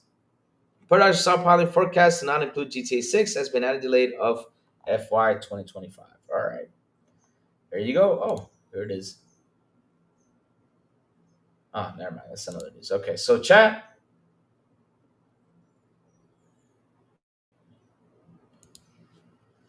It's a big drop. I mean, it's a big drop. Louis is that is a 27% drop in first party revenue year over year, and have less first party content this year. Yep. That is a big drop. I mean, look, it's like I was telling you, chat. You have to look on how to make the money. Well, Microsoft is banking on your asses. They are banking on your asses. They're getting more money. Why don't y'all bank on Microsoft too? On the users. Because there is users on Xbox. I bet you they will buy The Last of Us. I bet you they will buy.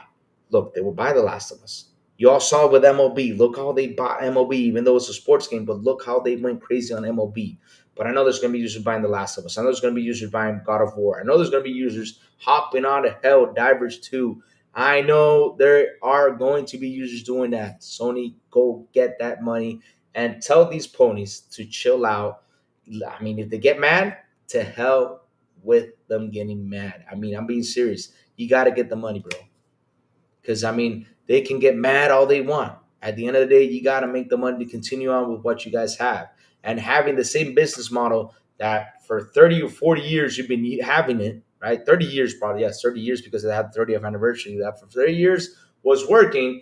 It's time to make that change. Because all that crap, and like I always say this chat, and I'll read them and weep and say what I'm saying, right? They list Death Stranding as a first party. Yep. Kind of weird though. I don't understand though. Because Kojima bought it though. I mean, I don't know why they keep on listing Death Stranding as a first party studio.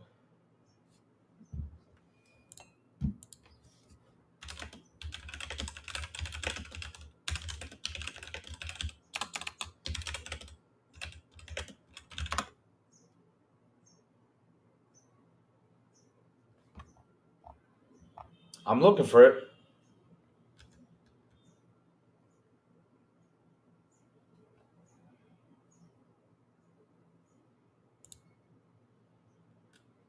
Okay. Let's see now because this is news to me. Let's see now. Let's read this live. This is news to me, right? This is news to me about Death Stranding. So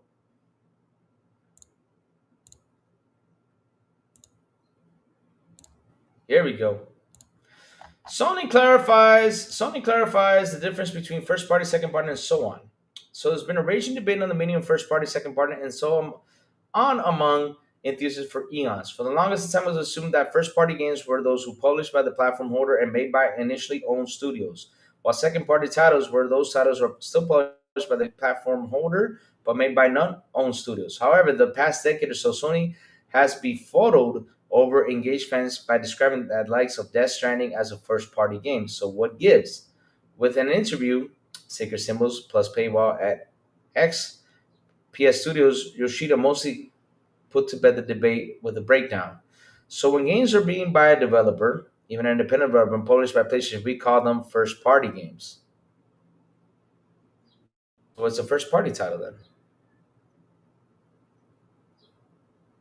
He explained, for example, before Housemarque was acquired with an external developer, and our external producers managed relations, but we funded the game. The game released the game as first party, even though it was extremely developed.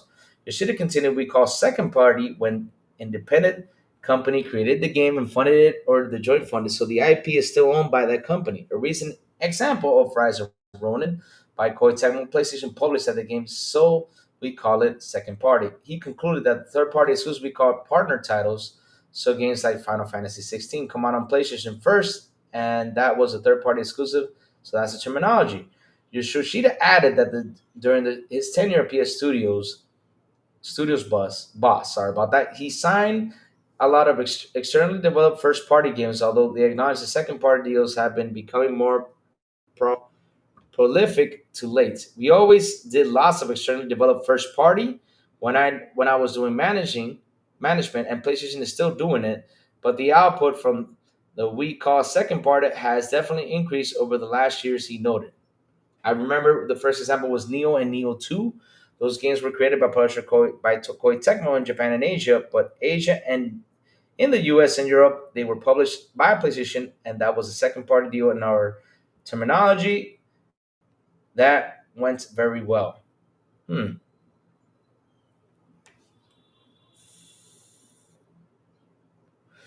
Yep, I already read that. E ranks. I already read that. I'll tell you right now. I remember Let's see now. So this is quite complicated. That will give a little more insight into the Sony. Sony sees the terminology. We summarize it like this: a game publisher was fully funded by Sony, usually owns the IP.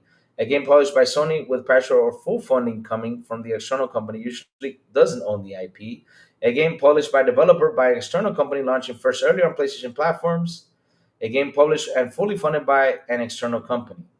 It gets all a bit complicated. The rules that were different contracts in place. For example, Death Stranding 2 on the beach is a game published and fully funded by PlayStation, but it doesn't own the IP, so it sits between first party and second party, really. Nevertheless, it's quite interesting hearing Yoshida lay this out. Framework, oh man, it's still too confusing.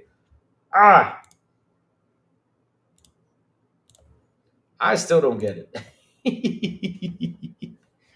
Oh Lord. Google poll never doubt PlayStation. Yep.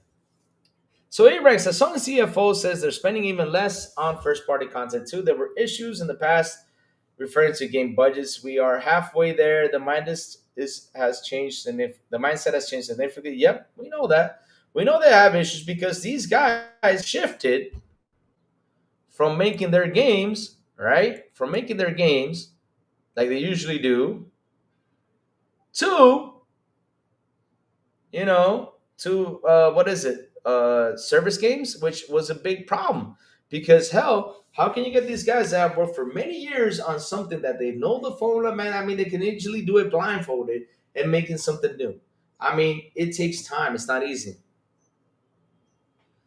PlayStation is the greatest company in the world, folks. Never make mistakes. Google Paul here trolling.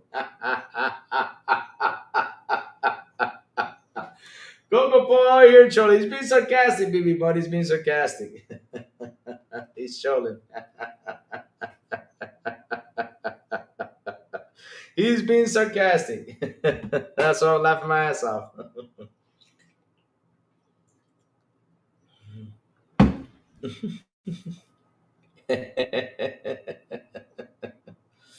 Oh man, Chad. It's been so much fun today. Been so much fun today, man. Seriously. It's been so much fun. I mean, I'm just glad. Listen, at the end of the day, right? I'm just glad that the things we have talked about so many times are actually coming out to truth. I mean, like I said, they're not gonna like Jintao or Lintao. They're not gonna like Lintao or Jintao. Sorry if I butcher your name. Or to Tokyo because they're speaking the truth. And so, after seeing all this, right? Like I said, they were so. Why are you demonically sneering? Ah, why am I demonically sneering, Target Lock? I'll tell you why. I have my hands like this. Something like this because since now PlayStation shifted, from unit sales to monthly active users. So does that mean that Xbox is the winner though? Because Xbox has 500 million active users, and PlayStation has 124 million. So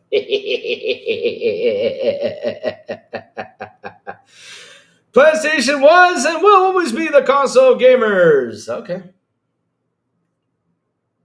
Did Sony mention how much they from Xbox games? Yes, I think they did. From third parties, they did. They said that in third parties, right here.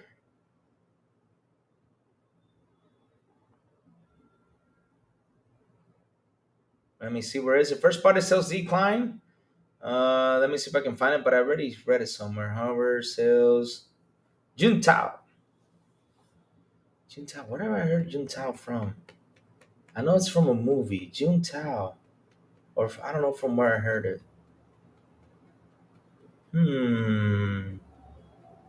Oh, here it is. Software sales up plus 14% from 286 million to 203 million, attributed to increases in third-party sales and DLCs. So yeah, there was a big increase, Safo, on software sales up, due to third party. So the third party, you must include Xbox games. So they make profit. On the first party side of things, it was a decline from 39.7 units to 39.7 million units to 28.9 million units. So that's why I'm saying that Sony should start, their growth. Like I was, guys, we were talking about this yesterday, right? Like for example, like I was telling you, I gave you guys an example with the JRPGs. You have fans who love JRPGs on Xbox. You have fans that love JRPGs on PC. You got fans who love JRPGs on PlayStation, right? So if you sum it up, let's say it's a total of 15 million users. Just to give a number out. This is just a theory number. It's not an actual number. I'm just throwing a theory number out. So if you make a good RPG, right? Make a great RPG. Why are you gonna lock it up on one console when you got fans on PC and uh, Xbox? Put it everywhere. Let those people grab it. Let those people buy it. Let those people enjoy it.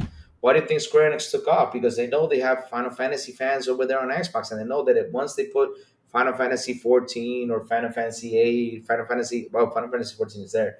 Final Fantasy 7, I mean, Final Fantasy 16. Once they start putting those games over there, they're gonna see an increase right there for sales for them. Because, like I said, there's fans out there. Because look, the thing is that people don't focus on is not everyone has the chance to buy multiple devices. Anyone can just buy one. So if one person decides just to buy an Xbox, hell, put the game over there. Let them buy it. Let them choose what they buy and let them enjoy the game. If it's your game, because I know, of course, you want to keep on the exclusive talk, but the problem is, have exclusive actually work? No. I think that was one of the Rush Hour movies. Yeah, yeah, yes, yes. I think it was. Yes, yes, yes. Rush Hour. I love that movie.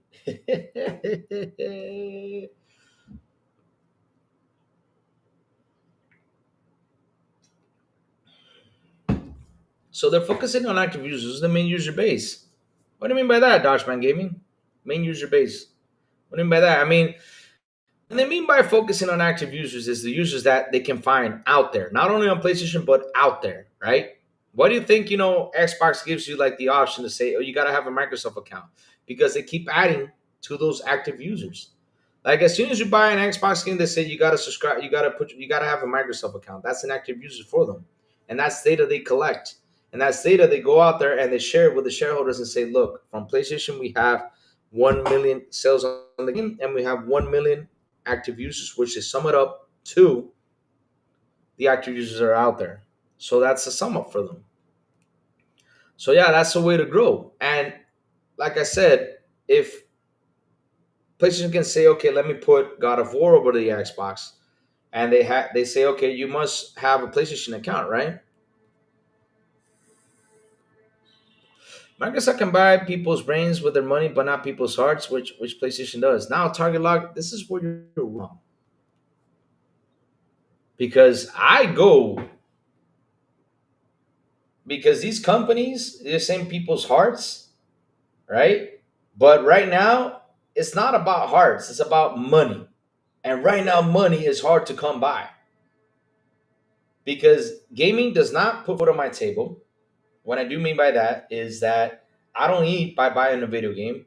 I don't sleep by buying a video game. I don't pay my electricity by buying a video game. I don't pay my groceries by buying a video game. So right now, hearts, I don't think so. I mean, look at them. You think that people are going to go out there with hearts right now? I mean, people right now are looking at things and saying, "Man, if I want to keep on gaming, I gotta save money because it's getting expensive."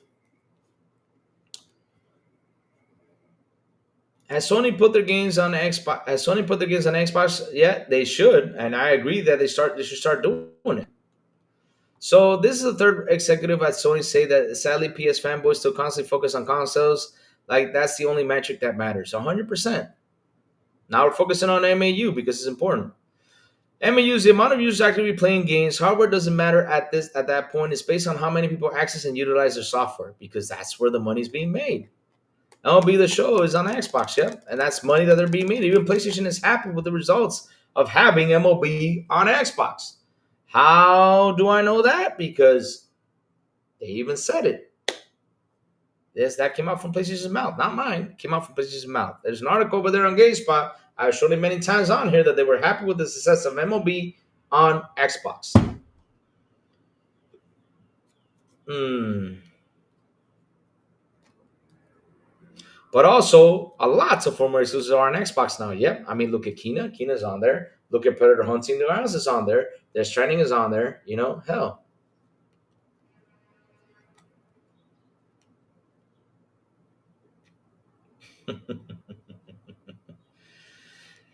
Target lock. If PlayStation doesn't start to shift and get with the times, it's gonna be 1994 to 2028.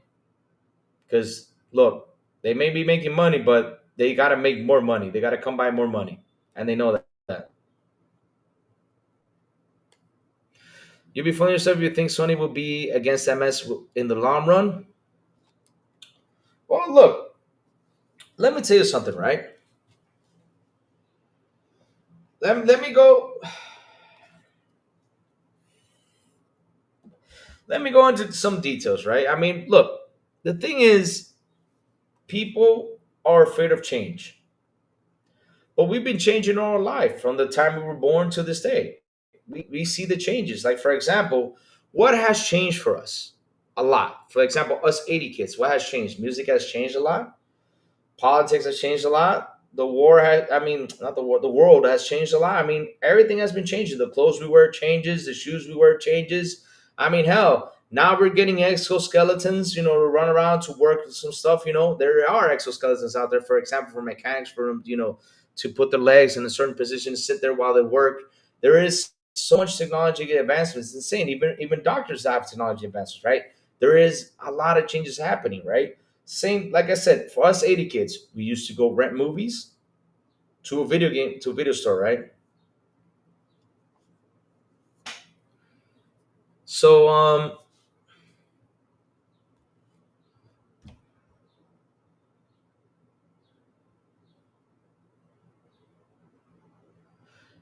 do I at least get what? Oh my God. Damn. This man is discovering me, guys. Xbox gives me monthly active users. I mean, dude, I work for Xbox. Yeah, I'm an Xbox employer. Yeah, seriously. Yeah.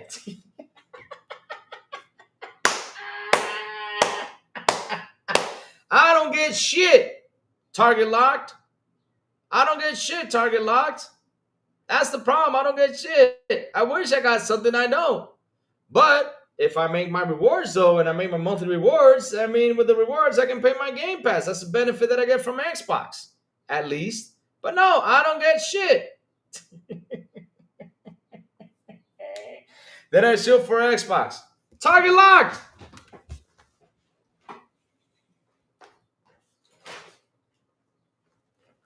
I'm shilling for Xbox.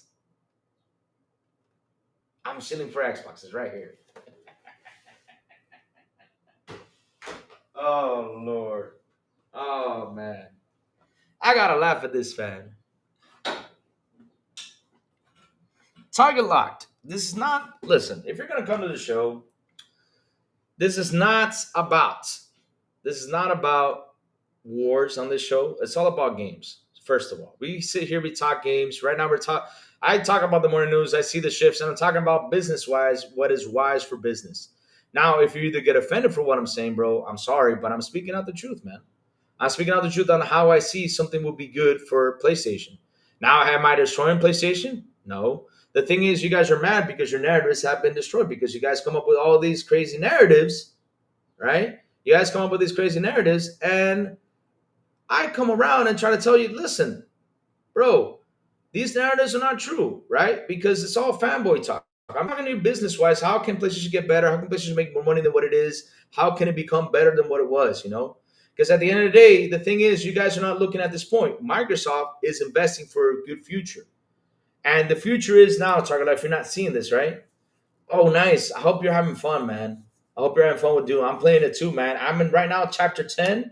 I'm playing it. It heard me playing it on the Xbox, but here I'm playing Ultraviolent, and I do recommend people to play it in Ultraviolent because, hell, the game is not as tough in hurt me playing as it was beforehand.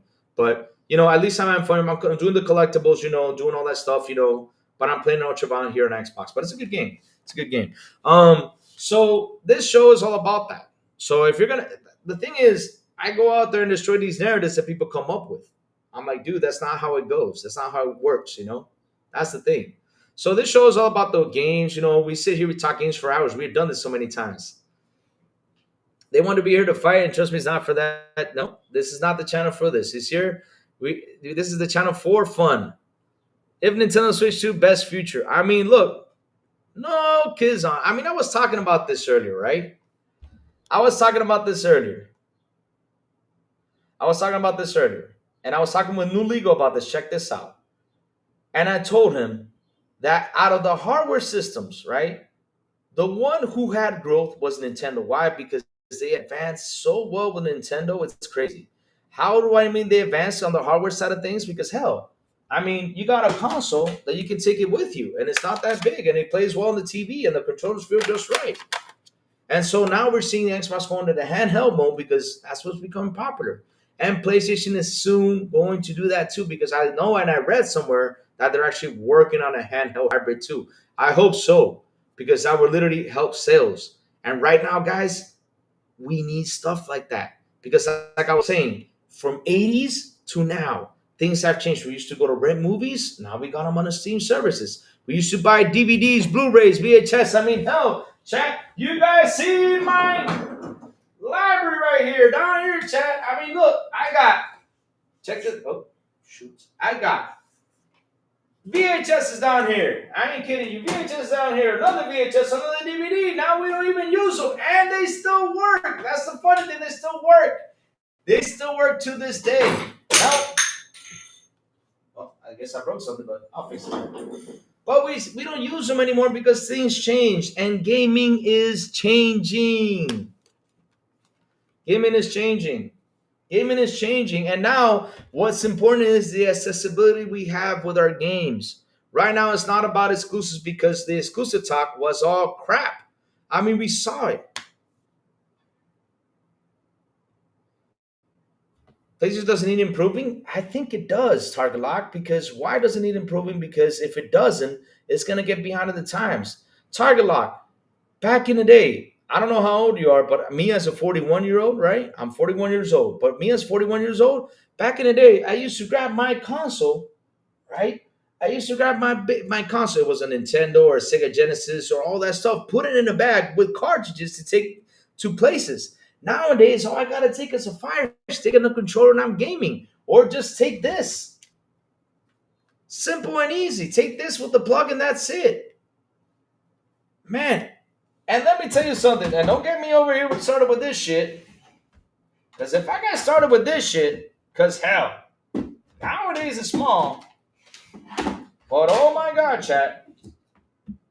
You guys remember this thing, the Power Brick? I mean, this is the Amazon brick, but the Power Brick was like, look, the Power Brick was this big. You could actually beat up people with that shit. So now, for example, Target Lock, like if I want to game elsewhere, right? If I want to play a game anywhere, I got an accessibility option with Xbox. I can access it anywhere. That's the beauty of Xbox. So PlayStation has got to get with the times, bro. It's got to. It's got to. Not by a portal, by doing what Xbox is doing.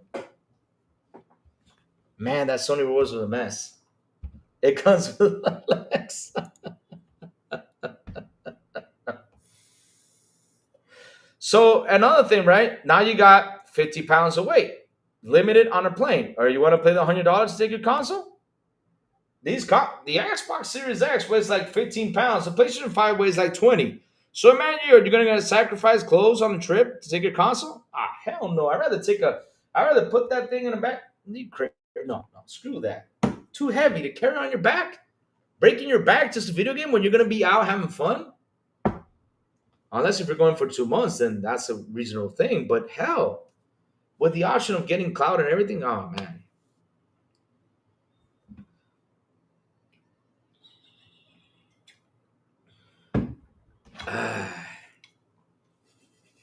So yeah, they gotta get with the times. I mean, Xbox is advancing, man. Okay, another thing. I got a question for you, Target Lock. Imagine you having a device like this in your hand for $600. Xbox handheld, right? $600, and you got the access to the Xbox OS. You got Steam Deck. You got all this stuff. Oh man. Don't be calling them bangers because you don't know they might be bangers. Look, I just picked up my Xbox in a book bag, a Series X, but I wouldn't compare.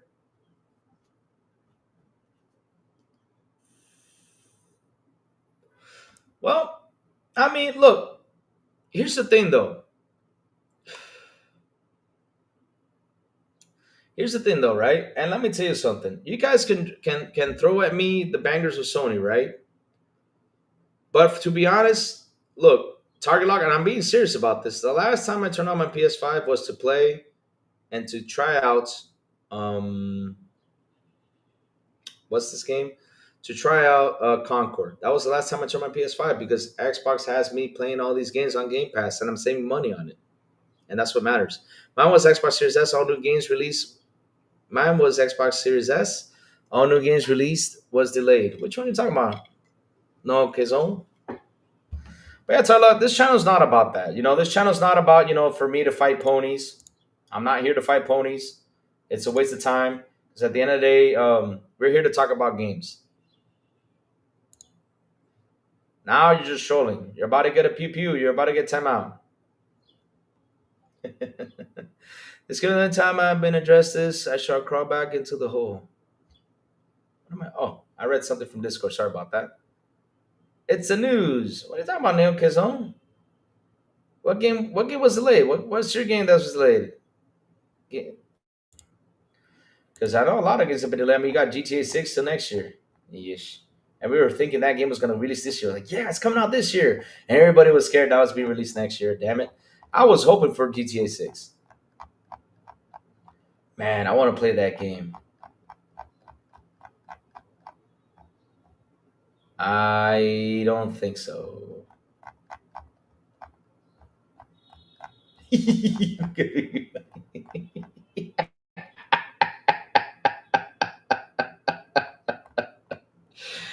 Ah, look at him. What did you got back? He just killed him. Oh, Lord. Oh, my God. I'm dying here. I'm sorry. I had to laugh at that one. What was the question, Dodge man? Sorry about that. What was the question? Sorry about that, Dodge man. What was the question, bro? Go for it. Ask it again. Um, it's good debates. I like to debate, chat. If you guys want to talk to me, we'll debate. As long as it doesn't go fanboy crazy, I'm happy about it. But Dodge man, what was your question?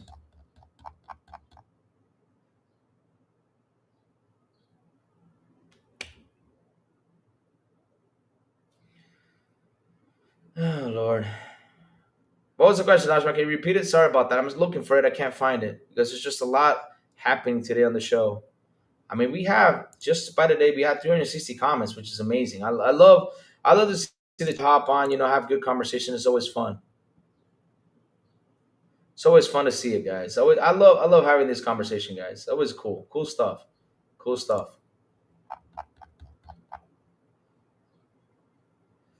So when my question be answered, please just got the marketing. Okay. I mean, I've not seen the company announce it, but okay. And right now, man, they got so much going on with them, man. Oof. Can you name five negative? Are you asking me? Can I name five negative things on Xbox? Hmm. Negative things on Xbox nowadays. What could be negative about the Xbox nowadays? Well, I said my things about the Elite controller that I used to love the 360 controllers. They were way better. They were way tougher. I always said that the Elite controllers were as tough as 360 controllers because of the price they're at.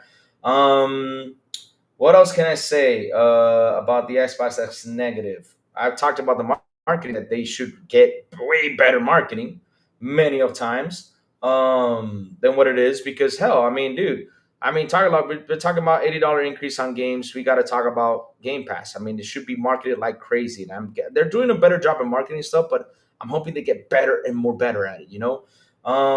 What else is another negative? Because the games are great. I'm having fun. I played South of Midnight. I finished it. Stalker 2 was phenomenon. Indiana Jones was great. The greens are great. The Game Pass is great. What else? So can I find a negative on? Another negative is the increase of prices when they should be decreasing. That goes not only for Xbox, for all of them. So I'm up to four. What is another negative I can find on Xbox that I just don't like or appreciate? Another negative one is at least give us a 6 month window when they release their games. For us to troll and have a fun. For console war stuff, just for a little fun, but they're gonna start releasing day and day, stuff like that. So, yeah. There you go. I'll give you 5 negative things on Xbox. But in the end, though, if it's gonna bring the money, go for it. I mean, that's the only thing. If it's gonna bring the money, bring for it. Okay, go for it. Oh Lord, talk about your talk about your fanboying too much. I'm just gonna start ignoring you because the day that does that, PS Plus is done. That's all I'm gonna say. And PS Plus will die right on the dot if Game Pass goes to PlayStation. That's why they don't have that service because that service will kick its ass. I mean, if you got 124 million, I mean, I can imagine that's going to be like 124 million active are going to, and there's like what 48 million subscriber plus. It's going to be 124 million active users on Game Pass. You got to be crazy for saying that, bro. Take that back. That's the funniest thing I've ever read.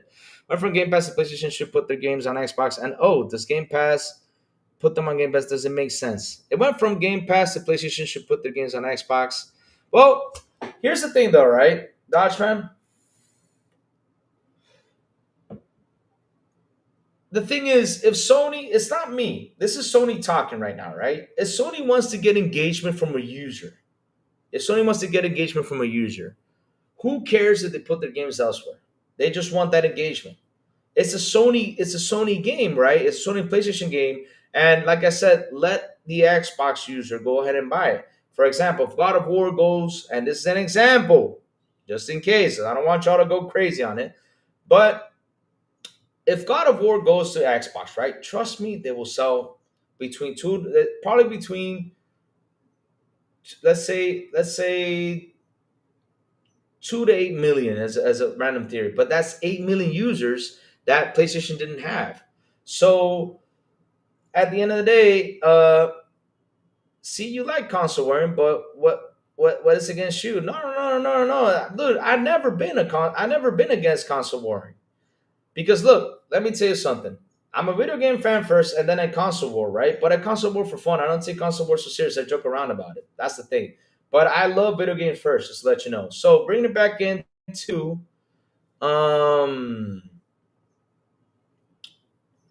so now we got another PlayStation guy on here. Nice. But look, it's a way to get more users on to engage with your product. So if you cannot get them, for example, you cannot get a guy from Xbox that can't stand, right? That can't stand the PlayStation fanboys, right? You cannot get them to hop on. The same thing with the PlayStation guys. Look what they said. They said Xbox game sucks. Now they're buying them, which is funny. They're buying them. They're now buying Xbox games and playing them. We just saw Target Lot saying, well, I'm playing Doom. And look, Towerlock has been in here trying to fanboy for the past hour. And he's playing Doom. I mean, he just said he's playing Doom. That's an Xbox product. So that's a username right there for Xbox, for the engagement. So where does that money go? One part goes to Sony, and the rest goes to Xbox. So why can't PlayStation the same and say, hey, Xbox, here's my game. You get 30%, I get 70%. And they're going to be like, whoa, 70%. Dudes, it's 70%. I'm not going to argue about what is bigger between 30 and 70 because, of course, we all know what is the bigger number. I mean, you're not crazy, out there saying that 30 is bigger than 70. But PlayStation can do the same and get that 70%, and that's extra cash for them. And not only that, that user can say, man, I love God of War. I'm waiting for the next one. Or I love this. I'm waiting for the next one, which that's important. And you got to get the love for gaming out there instead of this console war crap that ain't doing shit. I don't buy a console like my grandma's. Jesus Christ. 5 negative. You can't play offline. Yes, you can, because I played offline. Noon games delayed. What was the game that got delayed?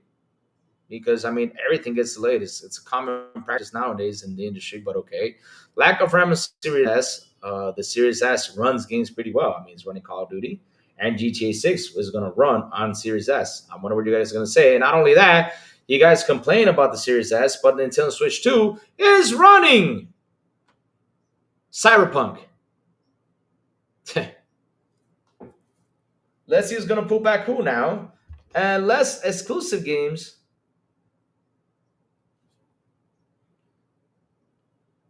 So you think PlayStation still has exclusive games? Okay. And last but not least, Xbox user banned, lost all say games, and waste money. Oh, because you got banned. Okay, I see.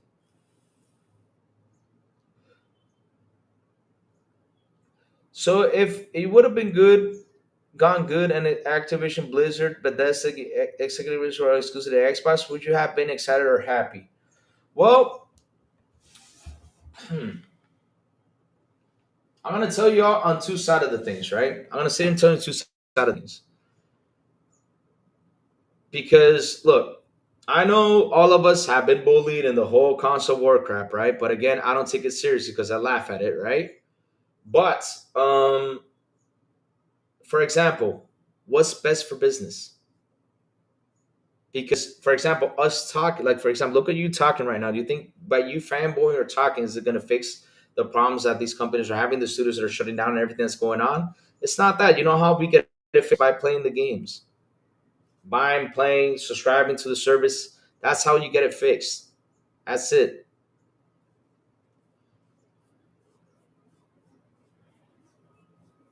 So, if Call of Duty was exclusive to Xbox, I'll be honest with you, I wouldn't understand why. Because at the end of the day, I sit there, I'm like, why are you gonna abandon all these PlayStation users to try to gain it over here on Xbox when you can still get the money from the PlayStation users and still get the engagement no matter what? I mean, dude, come on. I mean, seriously, where's the logic in that? It's all about money, bro.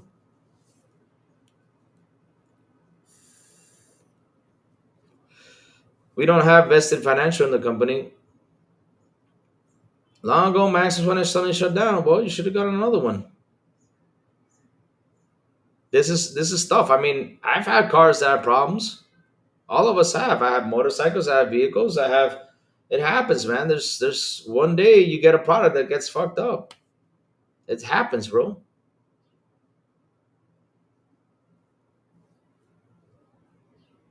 And if you get banned by Xbox, it's because you did something they did not like. I wonder who is Noe Quezon is. Hold on a second. Because the way he's talking, I wonder who he is.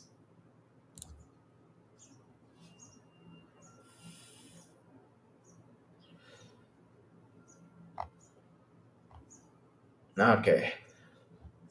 I thought it was someone else. I was like. Okay, okay. You're good, you're good.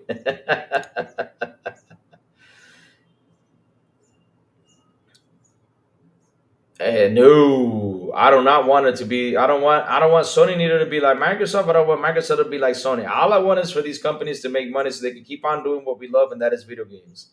That's all I want. But mine still works. Nice, nice, nice. Man, listen. But now the Noel, the funny thing is that people talk about delayed games, but Noel, listen. All of us in this chat, and I even put it to the test again, right? I'll put this to a test. Chat hashtag yes if you have a backlog, hashtag no if you don't. And if you don't, I will not. It's gonna be hard for me to believe you, but I bet you all the 29 people on here, 30 people on here, again, hit the like button, hit the subscribe button, also hit that bell, have a huge backlog. They do. Hashtag yes, hashtag no if you have a backlog. Go for it. Let's do it. Hold on. I'm going to even put a poll. Let's do the poll. No, you'll see the truth right here. Do we all have a backlog in games? Yes or no? I'll start the poll. You'll see. If one says no, it's hard to believe. It's hard to believe. Safo, hell yeah, there you go. We all do. So again, gets delayed. We got games to play. We got backlogs. Even young people's come in here yesterday talking about it. Well, first of all, if it had money, then it could have been. I mean, if Sony had the money to compete against Microsoft, like Microsoft has all that money, then we could have seen something out there. It would have been interesting, though, but they don't have it. Are you Xbox Tester's brother? You talk alike. Ah.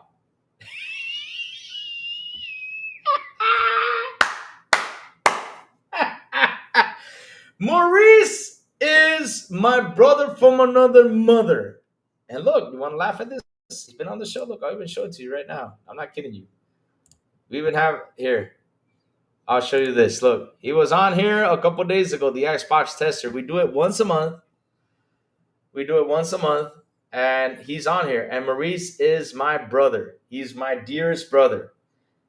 I'm being serious. If I mean, we talk every day on the phone. He's my brother, Target Log. I love that man to death. I know we do talk a lot because, like we always say, great minds think alike. Man, the man who said, wait, someone said no. That's hard to believe. Yes, Scalebound is best game. Well, no, that was these guys' problem wasn't Xbox's though, because they came out a couple years later and confirmed it. Now they're begging to Xbox to give it a go for the game, and Xbox keeps on saying no.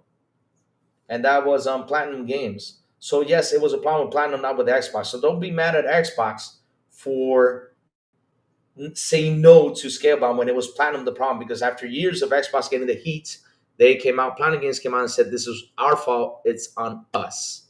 It was Platinum's problem, not Xbox's. Oh dear Lord, Safo, it's incredible. We have so many backlogs, it's crazy. I mean, it's funny. We all have backlogs. It's kind of hard to find someone that says no. That you're up to date in gaming, it's hard.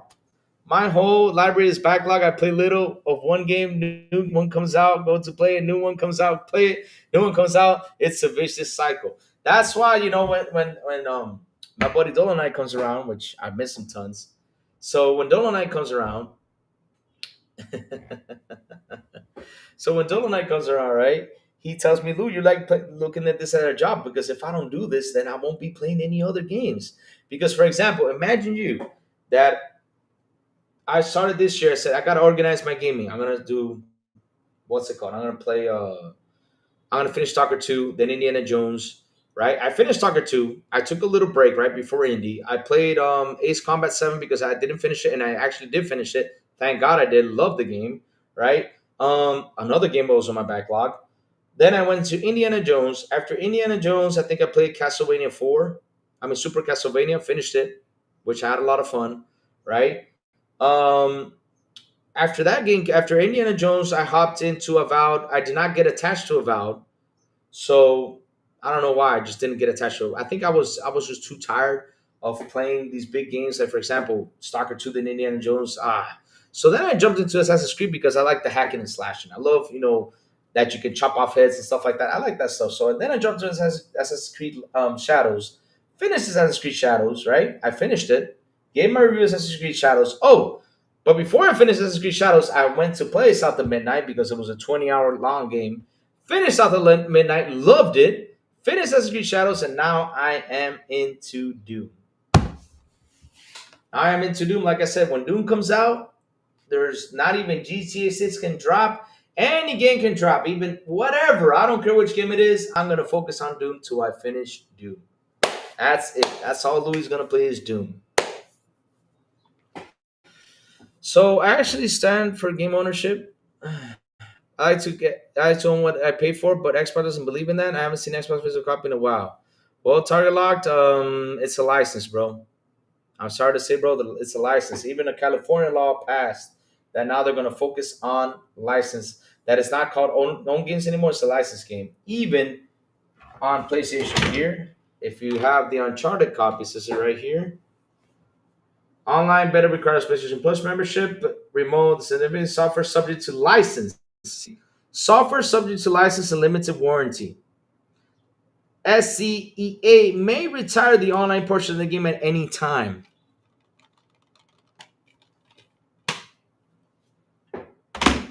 So yeah, you're paying for a license, bro. It's been out for years with that. So I have a physical copy of every game. Nice. Keep getting them. Keep getting them. But sooner or later, enjoy that Target Lock, because sooner or later, man, that's all gonna fade away, man. I'm starting to say. We're soon gonna see these gaming companies not make physical anymore, because why? It's all about the numbers. So enjoy it while you can, bro. Louis, how is the Dark Ages metal music compared to the last two games? Well, I'll be honest with you, I like the last two games' music. This one I don't like as much. This one I don't like. It's good, it's great, but it wasn't as good as Doom Eternal and Doom 2016. But then I found out what happened was that they got lawsuits. So yeah. Okay, good for you, bro. But again, sooner or later you're gonna start getting that. I'm just sitting here telling you that. You start getting that. So Dodgeman Gaming asked this. Let me go read what Dodgeman gave me before he gets mad and says, Lou, you did not forgot my question. Let me go get you, Dodgeman. I saw something you wrote here real quick about Game Pass. Oh, you asked why do people like own Game Pass? But here's the thing: not everyone owns Game Pass though.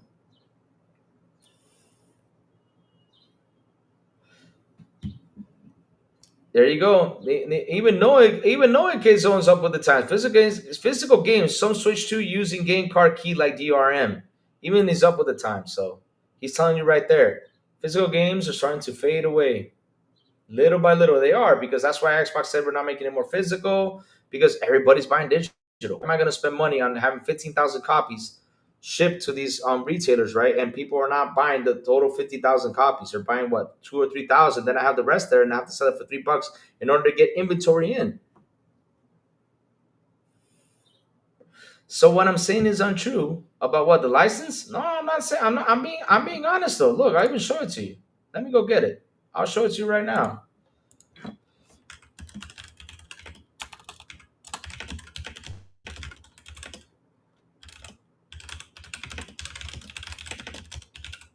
So sooner or later, we're going to see that fade away. California Assembly Bill 2426, which became effective on January 1st, 2025, requires companies selling digital games and other digital goods in California to clearly disclose when consumers are purchasing a revocable license rather than ownership. So that's for digital. Now, for physical, let's see now. If you look, I'm not kidding you, are physical games owned or a license?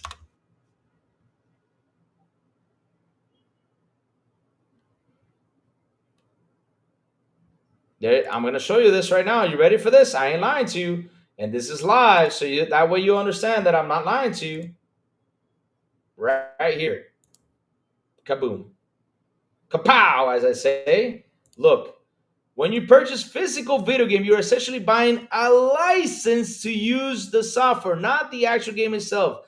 You own the physical disc or cartridge, but the rights to play the game are governed by a license agreement. You own the physical, but you do not own the game, bro. I've been talking about this for a long time, brother. And I've been telling you guys that it's the fine print. Exactly. How is this news? Yeah, you're right. Let's keep on moving.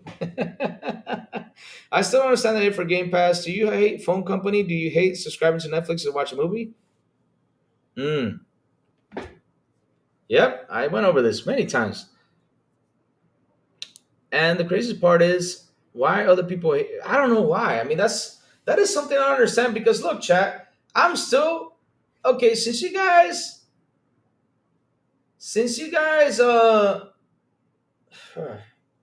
why do you guys hate? I mean, what Sony fanboys? Why do you hate Game Pass? You can sell again. You own the disc, but not the license. So, for example, let's say they destroy this, right? Okay, look at the crew. The crew said no more crew online. That's it. It's done. You just have the box. You don't have the game anymore. The crew's done. But okay, all right. You own the physical disc, but you don't own the license to the game. But all right, let's keep going. Like I said.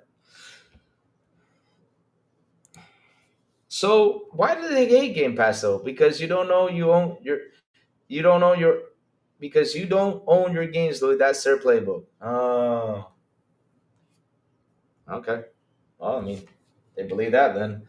It's like what I say when you got to argue about the 30 plus the 70, that some people believe the 30 is more than the 30. I mean, the 30 is more than the 70. I'm like, oh, dude, what's wrong?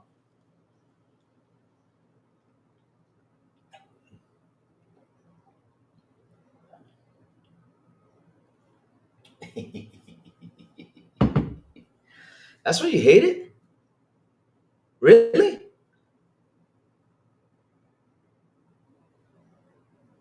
Illusion? You got to give me a better reason, though. I need a better reason than that one. Because we all know that's not how Game Pass works. We all know that.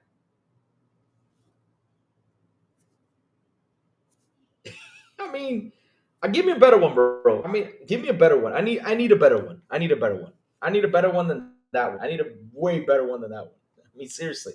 The illusion that you what? That you have all these games? What's trending, Energy? Tell me what's trending. Did it drop me the news? What's trending? What's trending, my beautiful brother? Bring it. Bring it. I love to see what's trending. Bring it. And shout out to 30 people here on the show. Please hit the like button. Please hit the subscribe button. And also hit that bell. And guys, join our freaking Discord. Let's play games. Let's talk games in there, man. We have fun. We have a Pick on Louis section where people pick on me all they want. And do I get mad about it? No. I sit there and I laugh my butt off.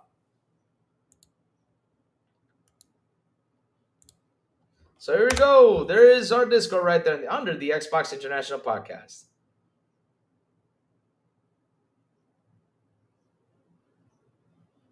Oh, because why? But how are they? Why are they mad at us for? We haven't done nothing. We're just playing games. Why are they mad at us? Oh, you did not like Metro 4? Well, I mean, let's wait till it releases to see.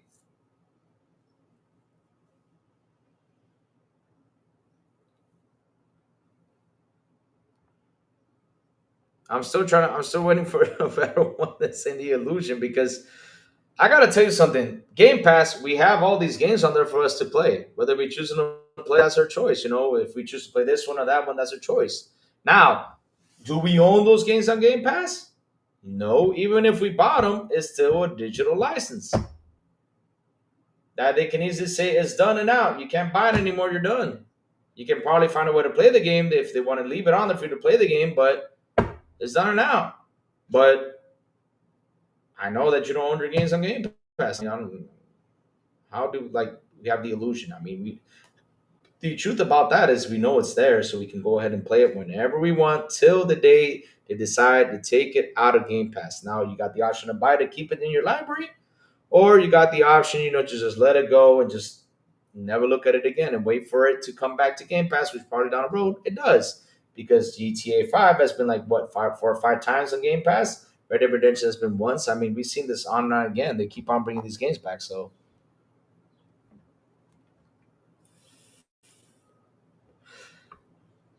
oh, I wish that too. I wish that too. I wish that PS Plus was kind of like Game Pass. It would be great for them, man. I mean, I wish that for them too. So bad. I wish for them too, especially for that service that is getting way more expensive. Seriously, I wish for that too. For them. It would be nice. Oh, here we go. We got it again. Are you trolling or are you being serious, W. Ben? Oh, let me see. I know who this W. Ben. Let me see who this W. Ben is. So this man has got 2 subscribers and he just created this YouTube account. Oh no, it's been for years. Okay. He comes in here saying Xbox is dead. I think he's trolling it, laughing.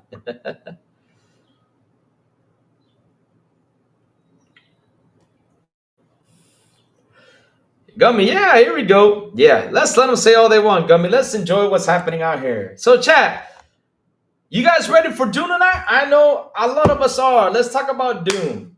We gotta talk about Doom. Doom. Let's talk about Doom, guys, because hell, I'm having a blast. I'm in chapter 10 right now in Doom. I am running around picking up everything because, of course, in order to upgrade the weapons, you got to pick up everything. You got to pick up rubies. You got to pick up gold. You got to find all them secrets. I like the little. I like, you know what? That's something I love about this Doom because this Doom forces you to go look for stuff that you need to upgrade. So that's a good thing. I like that. I like that they're doing that. I like that it's kind of like a force thing.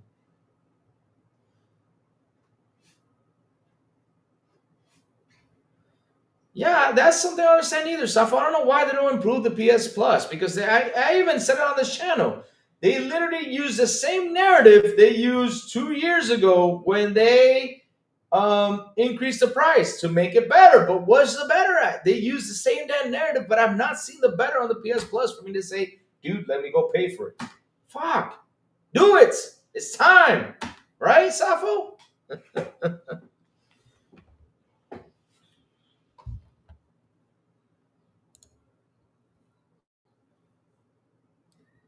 So, man, look, in 16 votes, we have 80% that say yes and 12% that says no. That no, I somewhat do not believe. Oh, no. Oh, no. Okay, topic is pointless. Louis, Final Fantasy VII Remake went to Nintendo the Switch, but they still question if Xbox even gets it. What's the point in Sony putting their games?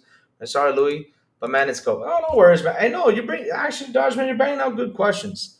What is the point for doing it? Because I'll tell you why. They know it will sell, and I know it's coming to Switch first because probably it was faster for them to release it there, and we do not know what is the deal because look, remember I don't know if you were back there. I don't know if you were, active with the news back in the day.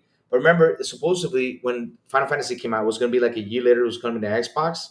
I remember that was a trend back then.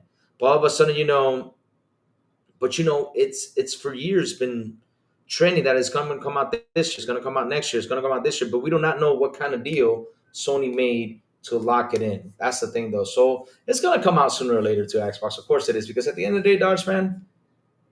Square, we all saw the financial situation with Square, and they know they gotta do something to put that game over there. I think they're working on it to deliver it. So sooner or later, we're gonna get that announcement, man. That's just. I hope it's in the summer showcase, for Xbox. So let's see. Let's see. I mean, I got my fingers crossed. I mean, I really want it to go on Xbox. I really want to see it there because hell, Square needs that financial boost. It needs it urgently. It needs it. And you got Final Fantasy fans on Xbox, so it would be nice if they start doing it. It'll be nice if they start doing it because, like, it's like I keep telling you guys, you got fans everywhere. Mm-hmm. Exactly, Matrix. 1 year. I remember when that came out. Let's see now. Hold on, let me look for that news. I remember seeing that. Was supposed to be a year exclusive to PlayStation. There it is. See, there it is. There it is. I'm gonna show it to you right now. I knew I saw something like that, and here it is, right here. But we don't know what deals do they have, and now they're releasing on Switch because they know, So right here it is the news. It says here, Final Fantasy VII Remake was initially PlayStation 4 exclusive until 2021. I remember it was like a year or something, with no further details about its release on other platforms at the time.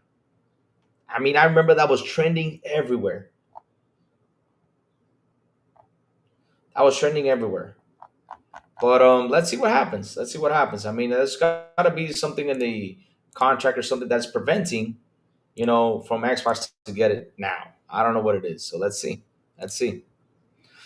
Punisher demand better. They pay top quality slop like Conquer. Yeah, that's what I'm saying though. I don't know why they don't demand for it better because I mean it would be nice if we have PlayStation Plus kind of be like Game Pass. I'm not saying like for it to be like 100% like them, but at least drop two third party games that came out and released two or three, so people can say, man. I mean, every year on Plus, I pay $180. I mean, and I look at them, prices are $80, and I get three games. I mean, shit, I'm saving money. That'll be nice though for a change, though. That'll be nice. But that's how I see it. Same thing with the damn upgrade thing. Why don't y'all fight the damn $10 upgrade? Because now Nintendo is putting the $10 upgrade against us. God damn. Punisher demand better. Yep. Being flawed, it's a Sony crash. Yep. Sony got, let me see. If Sony would have reinvested into their own company instead of money handing third party games and marketing, they'd be better positioned when it comes to their games. The thing was, Jago 6, that strategy. Because here's the thing though, and I keep telling you this. When I sit here and I look at the strategy Sony is doing, they're not wrong with the strategy they're doing though. That's the problem, Jago 6. Now, is the strategy up for the times? No. That's the thing. It's not the same as it was 30 years ago because that's how Nintendo and Sega did it. If you guys like I keep on saying, there's a documentary called Sega versus Super Nintendo console wars, right? It's really good. If you listen to what one person in Sega said, they said that Nintendo literally told third-party developers, if you develop this game for Sega, you guys are not coming to Nintendo. That's how sharp Nintendo was. So when PlayStation got in the market, and this been for years, they've done this. I mean, not only Nintendo, Sega used to do it, all of them used to do it. This was a strategy that's been working for the last. So let's see, when did Nintendo come out? So I can say, process, say 40, 50 years it's been out. This strategy was working till now. It's not up to the times. Does it work now? The thing is, it will work for Nintendo because for Nintendo, right?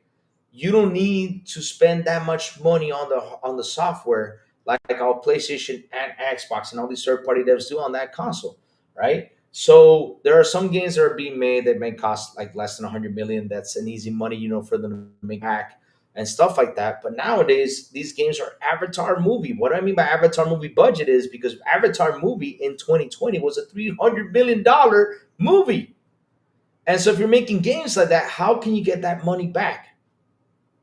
You can't have it locked into your console. You got to find ways because you have tons of fans that are fans of this game. You have tons of fans that are fans of this game, but maybe there's only a total of, let's say, 10 million people fans of this game. And you got to sell 12 million to make the money. So, shit, it's not an easy feat. It's not an easy feat. Final Fantasy is doo-doo. Clair Obscure 33 is better. Pokemon is doo-doo. Power World is better too. Yep. I mean, look, I'm happy Expedition 33 came up. Because why? Now I'm going to see these JRPG guys do some changes. Bring in the classic like it was. Like I said, well, I don't understand because back in the early 2000s, back in the early, before the 2000s, right? There's this beautiful game called Legend of Dragoon. This was a Sony PlayStation Japan studio game. And that's the game I always said, man, I wish it had a remake to it because hell, literally that game would have turned heads, especially since people did not get Scalebound and since people did not get Scalebound, and that people like that style of RPG with Legend of Dragoon. I remember playing that game. In order for me to strike, you had to press a button at a precise moment to do even a more powerful attack. I said, why? I don't understand why don't these RPGs still use that? Even Super Mario RPG had it, right? But it wasn't like that. On Super Mario RPG, you had to guess at the precise moment. But for Legend of Dragoon, it showed you when to hit it. So I was like, when? Why don't these guys copy that and do RPGs like that? Because that was a big technological leap. And so I see Clair Obscures coming out and using it. I said, man, I'm happy they did it. And look how well it did. I mean, phenomenal game, good story, good everything. Plus, I mean, hell, I've even seen people break their controllers from the parry. I'm like, I gotta play this game. I gotta play this game. This is fantastic from their side. So I'm happy they did. Now we're gonna see the guys in Final Fantasy like Power World, right? Look what Power World did. Power World came out of nowhere, sold 25 million copies. It wasn't even the full game. It was just a beta game. 25 million copies. That's insane. So I hope that Pokemon actually changes this. You know? Even Avatar. Really? You really like Avatar? I gotta play Avatar. I'm waiting for a sale to get it. I'm waiting for a sale to play Avatar. You know? Because I'm kind of scared with Avatar though, because when I saw Avatar, I saw Far Cry, so I'm waiting. I'm waiting for a sale. Square must be kidding themselves. Expression 33 showed that skipping the Xbox was huge. Yep, that's another one too. It shows them that.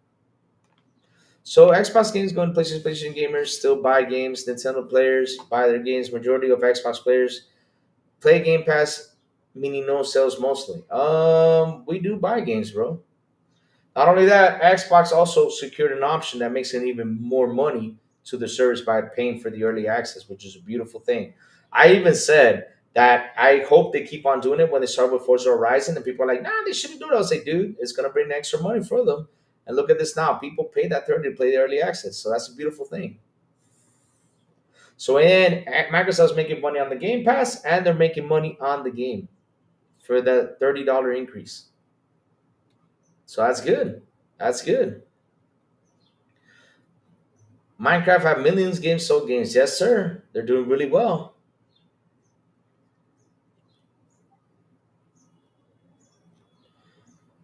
Let me see now. Question: PlayStation gamers buy Xbox games. Soon, Nintendo gamers will be buying Xbox games. PC gamers buy Xbox games. Xbox gamers also buy Xbox games. What's your issue? Which that's how it is. I mean, the funny thing is, these PlayStation gamers that buy the Xbox games automatically become an Xbox gamer. That's the part they don't understand. But all right, PS gamers not buying PS games. Thus, gas games come up with Yahoo.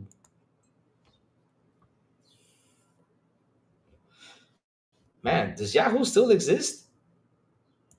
Man, listen, we've been on here. This is funny, guys. We've been on here for almost 3 hours. I'm not kidding you. We have 533 comments. That is awesome, guys. I love you guys to death. Man, chat has been on a roll today.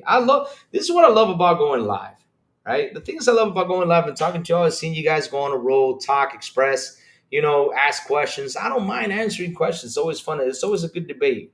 As long as we don't go fanboy crazy, hell.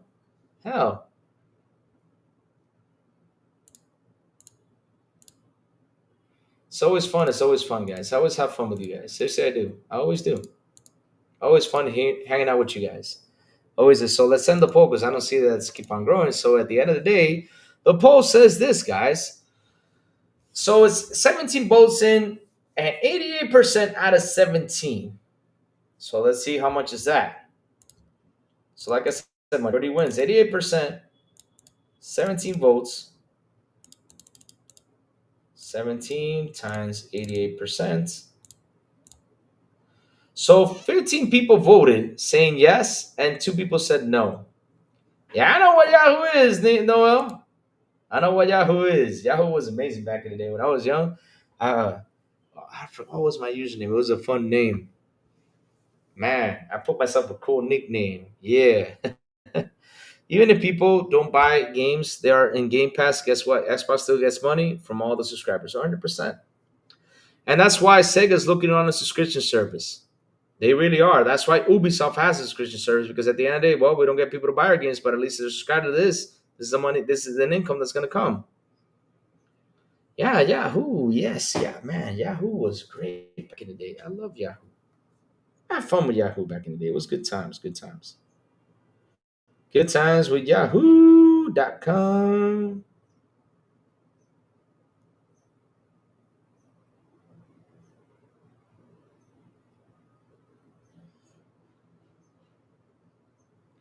So speaking of which,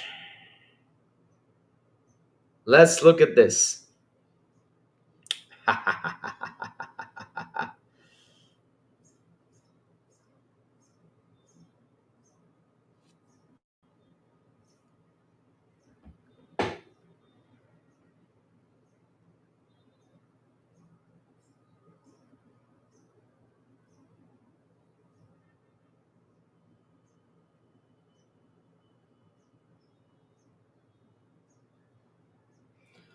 I'll leave this one for tomorrow.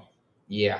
It's about Nintendo Switch, and tomorrow we'll talk some Nintendo Switch about that. Finally, we got the specs on the Nintendo Switch, and it's from Digital Foundry. I don't get more info on it because I'm not the biggest techie guy. So if I read this now, I mean, you're gonna have to help me out, chat, because I'm not the biggest techie guy on that. So, but either way, though, I'm just gonna wait for more info to come by. And speaking about my brother Maurice, he's got a new video. The Sinking City Remastered performance and gameplay just uploaded 15 minutes ago, guys. So check it out when you can to my brother Maurice's channel. If you're not subscribed to it, go and subscribe since we're brothers. Special third-party games get a boost when they leave Game Pass, and first-party sales on Game Pass upgrades do pretty well. Yep, 100%. They're doing amazing. I mean, I like the strategy behind this.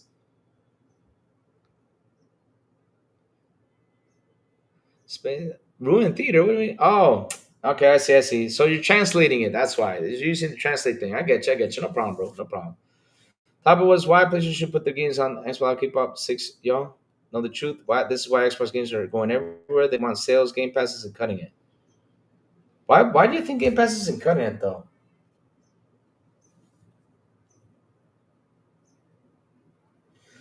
I mean, bro, listen.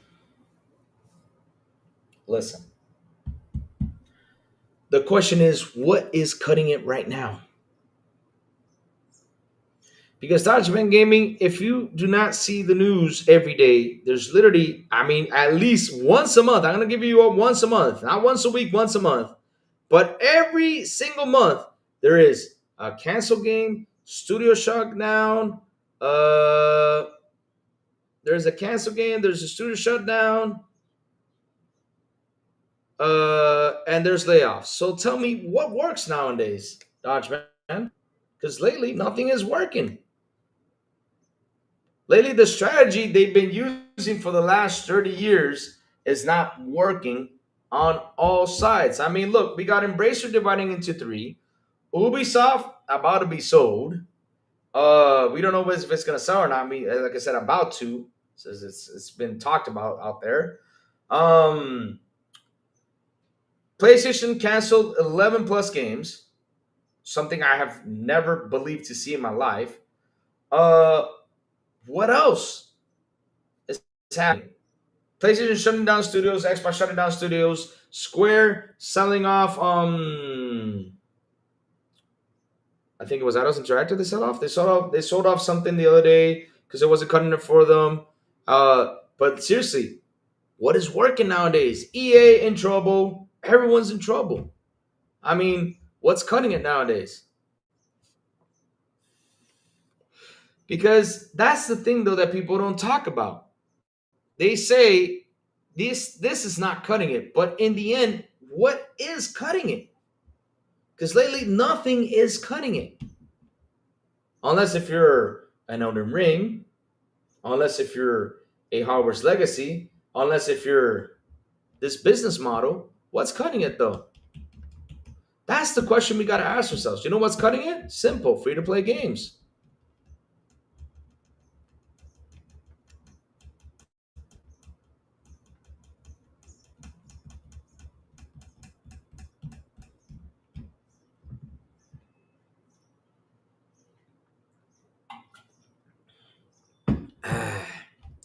And another thing that's cutting it is put the games everywhere. How do I know this? Because again, I keep mentioning you guys this. You guys got to watch the show with Elaine and her husband that were with us one day on Xbox International Podcast and ask her that question. What is better, to have a game exclusive, to have it everywhere? They literally said have it everywhere. It's the best options.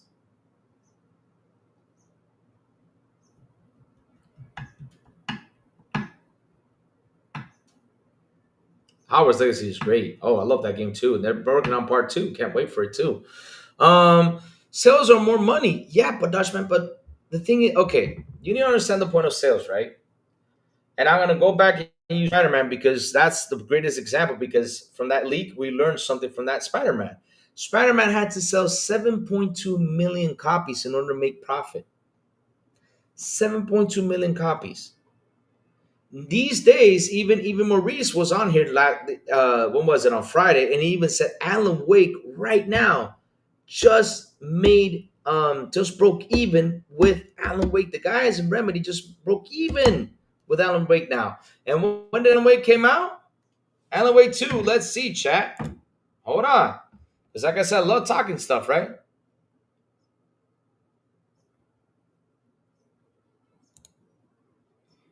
All right, let's see when Alan Wake came out. Alan Wake 2. Another game I gotta finish too. I gotta play that game and finish. Alan Wake 2 came out on October 27, 2023. And we're in 2025? I mean, it took them. It took Remedy. Right? It's the ones that make it, right? All right. Remedy Entertainment to Remedy Entertainment. Let me see now. 24 is 1 year, right? A year. And now we're in 25. We're still not in October. Let me see. So we're in May. Let's see. June, July, August, September, October. We're 5 months away from them making them 2 years. So literally, January, February, March, April, May. A year and not even a year and a half. It took them a year and 5 months to break even.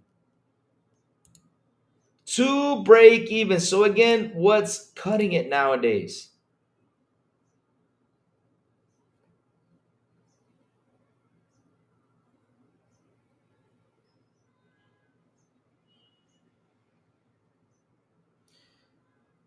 Well, since 70% of all console owners buy two or less a year, even Matt Piscatella said that, every Game Pass subscriber is actually spending more money on games, just like with their sub and their average player that buys two. There you go.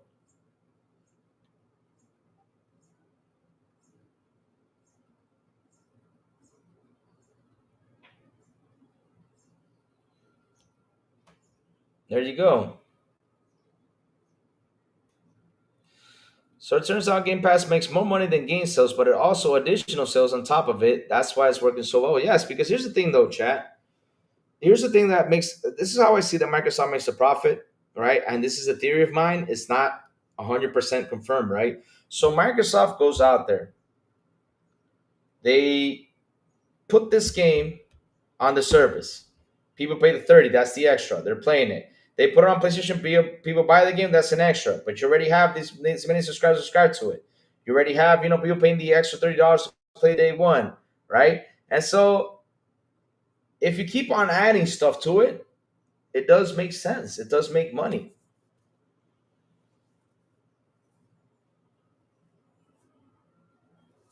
But here's the funny part. Let me see.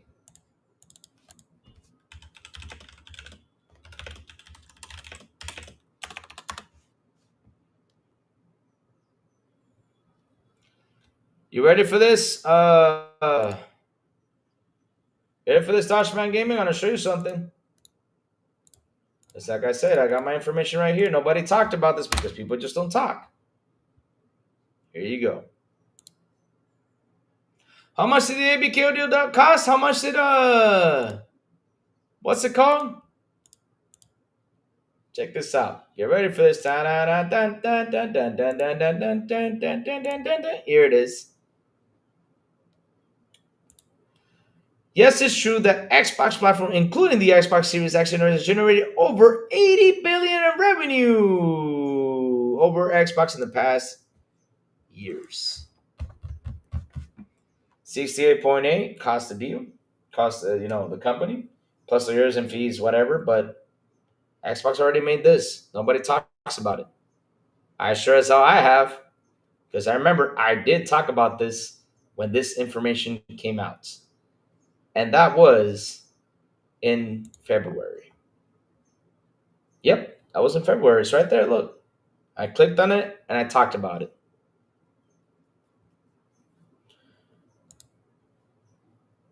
But again, it's like what chat says. Who cares how they make the money? We just want to play games, right? That's what we care about.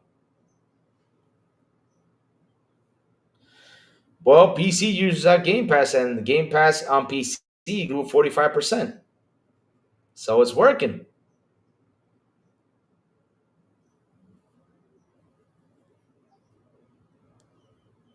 And it did. I mean, it's out there.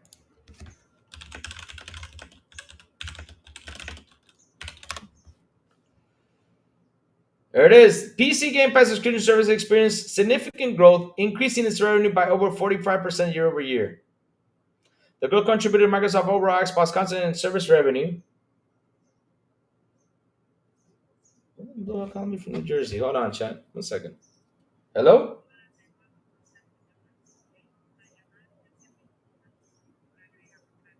¿Quién? ¿Aló?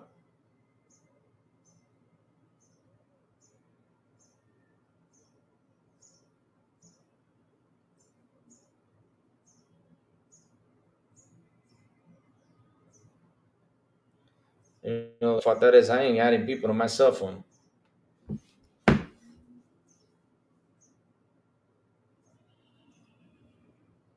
That was a weird call.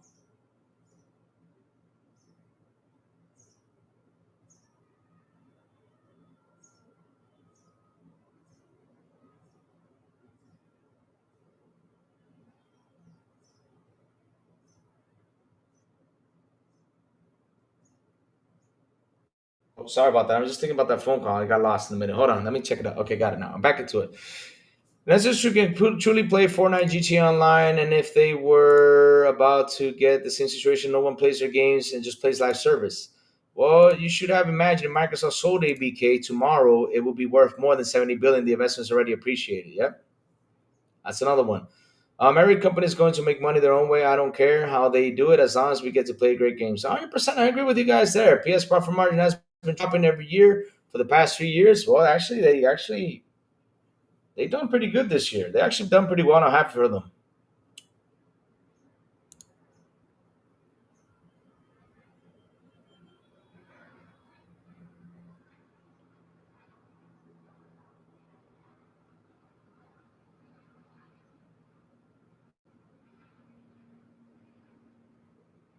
Nintendo's going to try to have the Mario Kart game by live service game.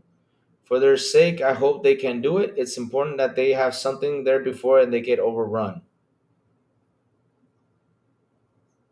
The difference is they don't have to buy an Xbox.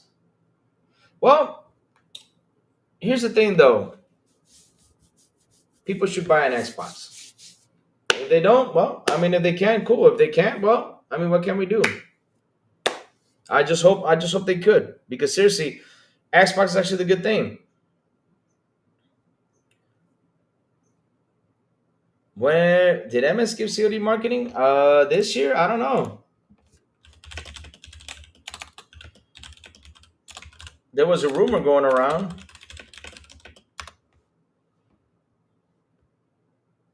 that no, there's no news about it. There was a rumor going around that they supposedly gave marketing to Sony, which I did not see. It was like a rumor that they showed pictures that they're making a box and everything. It was a rumor, but it was truthfully canceled. I don't believe that actually happened.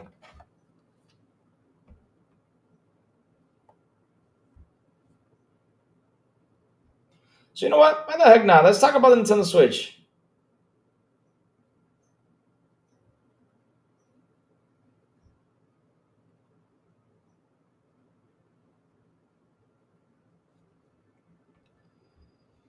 So I think, yeah, I'm still going purple. We're still. I mean, I've been here. I mean, today was a fun show. I mean, I haven't gotten up here because it's just been talks and talks and talks. And we've been having great conversation today. How you doing, Purple Haze? Remember, guys, go to subscribe to Purple's channel. Tomorrow, she's gonna have a good conversation. Tomorrow, Thursday, guys, she will have a good conversation. So go for it. Go subscribe to her channel. Go for it. It's about her buying a game, about her trying to buy a game studio. So go for it. That would be a good time. You know, it'll be an interesting one to hear. So go subscribe to Purple Haze's channel. Go check. Go. Let's get her up to the thousands, 10,000s. She makes great content, guys. Even though she throws slander, but it's cool. What type of helmet is that?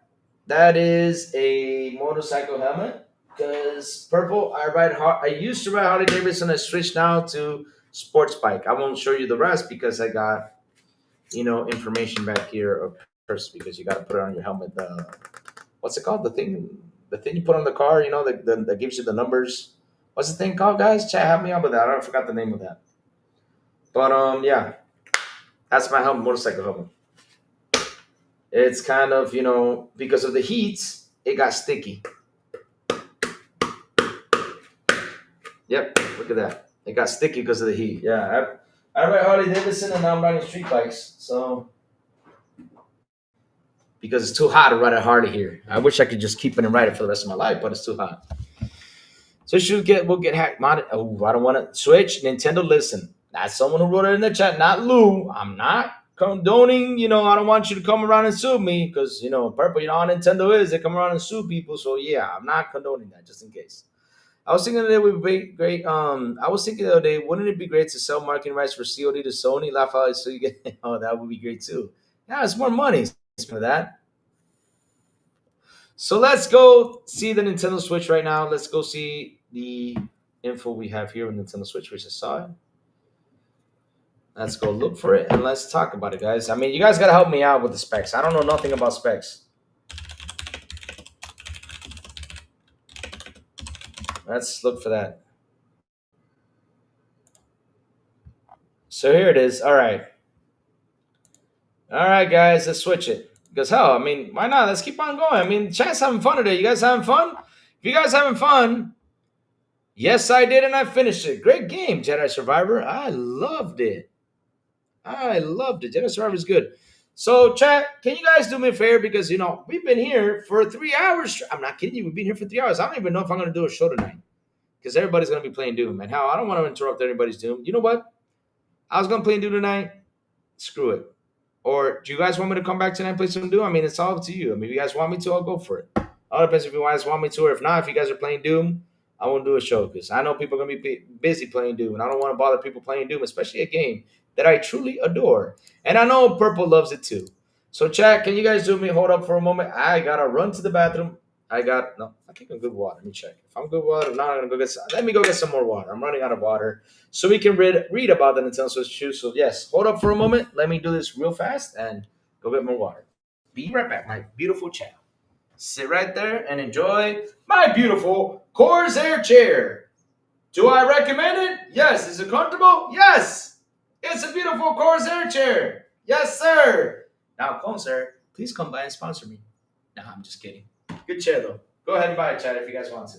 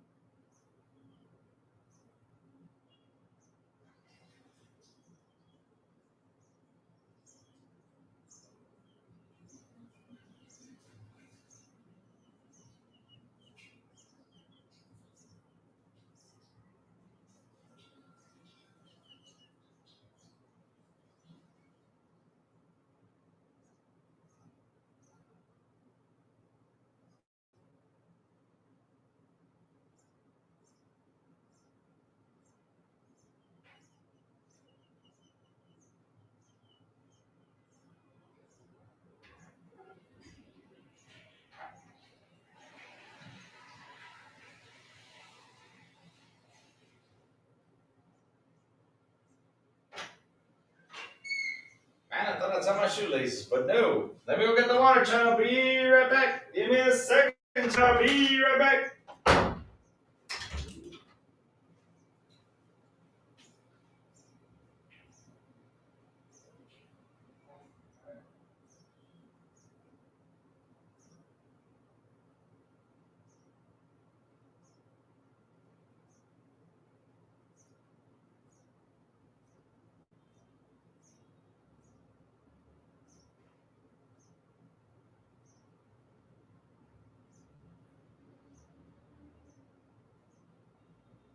That's my shoelaces.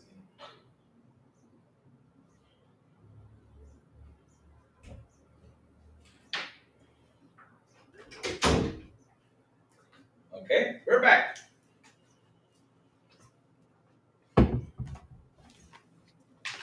I love this chair. It's comfy. So, let's talk some Nintendo Switch. Chat, what did you guys do when I was gone? Did you guys fighting? Are you guys having fun? Yes. The one, two is their choice, but a Series S for 120 on the marketplace. I bought one experience ratio card a month later. Someone marketplace traded me or Series X. I don't know. Good question. Um, what flavor are you vaping? It's blueberry, blackberry, blueberry. That's the thing I'm vaping. Which I'm gonna quit soon because I gotta quit soon. Yes, sir. Corsair chair, nice. Yes, he said Microsoft focusing on S and the X. Well, but here's the thing, though. The Series S is a nice console. The thing is, people like to destroy the Series S, but it's a very good console. Why is it a very good console? Because there still is, till this day, lots of people who have still not upgraded their TVs to 4K, OLED, stuff like that, HDMI 2.1. So a Series S console will be fine, especially for that budget. It's at a nice price range, especially for those countries too that can't go out there and afford these. Like, for example, Series S in the States is what? $300, right? If you had an X, would you trade it for an S?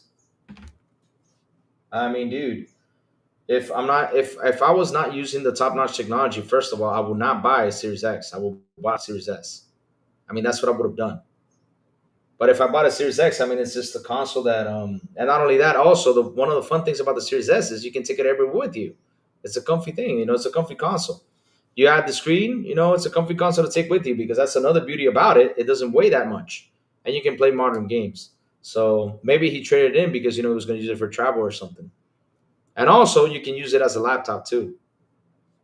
How do I know this? Because I remember I read on a forum a long time ago. On a forum, I read online that people were literally in class using a Series S to do their homework with Microsoft 365. It was funny, but I was laughing my butt off. But yeah, so let's talk about the Switch 2, guys. Let's jump into it. All right, let's grab it.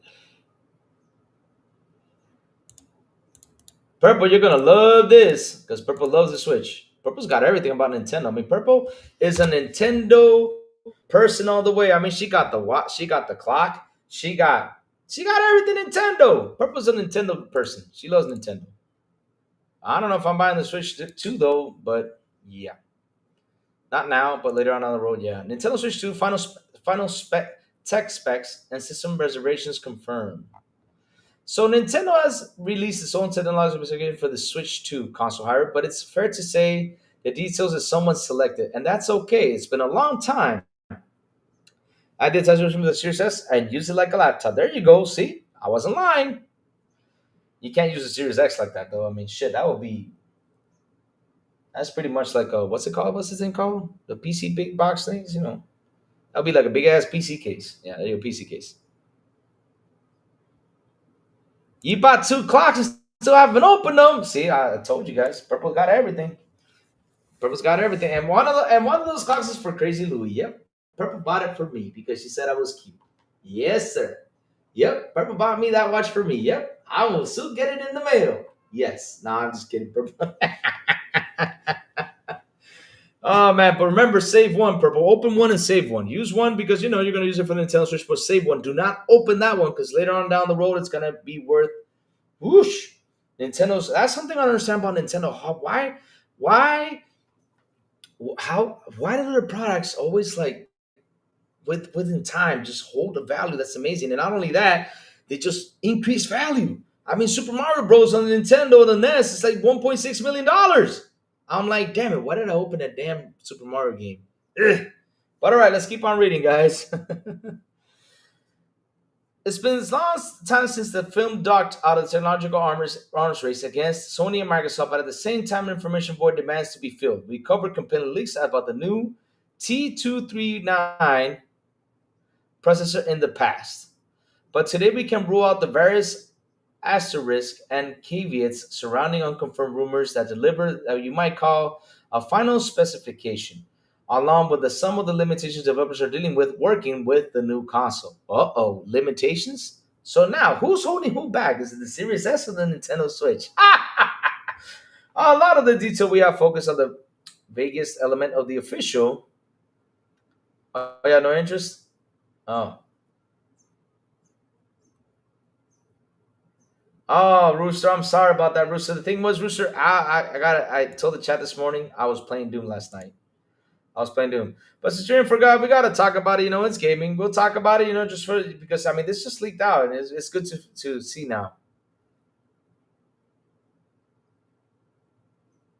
Oh, Louis, speaking of that, a few years ago, I bought a book about Nintendo for 7.50 and now it's going for 60. Not kidding. See, that's what I'm saying. How the hell does that thing hold up? I'm still asking myself that question. I mean, I want, damn it. I wonder how much of a shirt of mine, how much of my shirt, will hold up. A Crazy Louis shirt, Will it hold up the value down the road? Will someone buy a Crazy Louis shirt? Ah, hell no, do not buy my clothes. No. If I autograph it, though, it could be worse. Does my autograph worth something, though? Nah, hell no. They ain't shit now. So, specification along with a lot of the details have focused on the vaguest element of the official specification, the custom processor made by NVIDIA. When the original Switch first launched, Nintendo described it as a custom NVIDIA Tegra processor, when in reality it was effectively a vanilla Tegra X1. However, Switch 2 SOC described the chip manifests and NVIDIA leaks as T239. T239?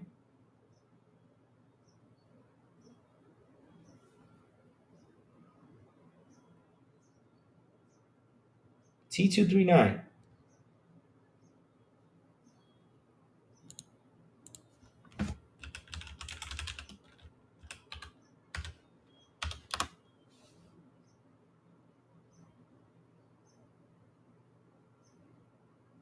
Hmm. Is Nintendo making a Terminator?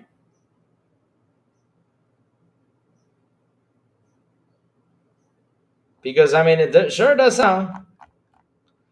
Sure does sound like they're making a Terminator because T239 sounds like a Terminator series. I'm not kidding you. T series. I mean, if you got T800, you got there's the A series, G series, and the T series. So let's see what are the T series. You got the T series, which is a T1000. You got a oh crap. No. You got T1000, T1, T4, T70, TH, T20, T47, T47 plasma, T70, T72, T300. Oh, so it's close to the T300. Oh shit. Damn. You got a T400, Nah, I'm going down the list just in case because well, I mean, I gotta go down the T list because I gotta know if there's actually a Terminator called T239. T300, T400, T500, T600, T650, T600, T700, T700, T720, T799, T800, TRIP. What the hell is TRP? T801, T803. Hell, there's a lot of T800s. Screw that. Oh, that's not there though. So never mind. I'm not gonna go through it because we got TX, T1000, T1002, T2018, huh? T5000 and T8000. God damn, there's been a lot of Terminator T series. Oh well, let's keep reading chat. You know, it's just adding that joke for fun. But either way, though, let's keep going. So, this guided ship manifests to be the T39. It's very much custom silicon design, specifically for Nintendo. A lot of confirmed detailed tallies with existing leaks, but we have learned more. Starting with the CPU, Nvidia and Nintendo have indeed settled with an ARM Cortex A70C running an ARM V8 64-bit instruction to set with cryptography. Extensions enable 32-bit is not supported by the SDK. Looking at the official specifications shared by ARM and the various cache configurations available, but the Switch 2 iteration has 64K for instruction cache and another 64K for data cache. Moving on to L2, each of the 8 cores has 256K, while all 8 cores can share 4 megabytes of L3 cache. So chat, help me out with all that stuff because I'm not the biggest techie guy. So CPU architecture, did I say architecture? Architecture, sorry about that. AX ARM Cortex A78C on the Switch 2, which is a NVIDIA T239 Terminator machines now. So 998 megahertz stocked, 1101 megahertz mobile, max 1.7 gigahertz. So it's a 1.7 gigahertz device.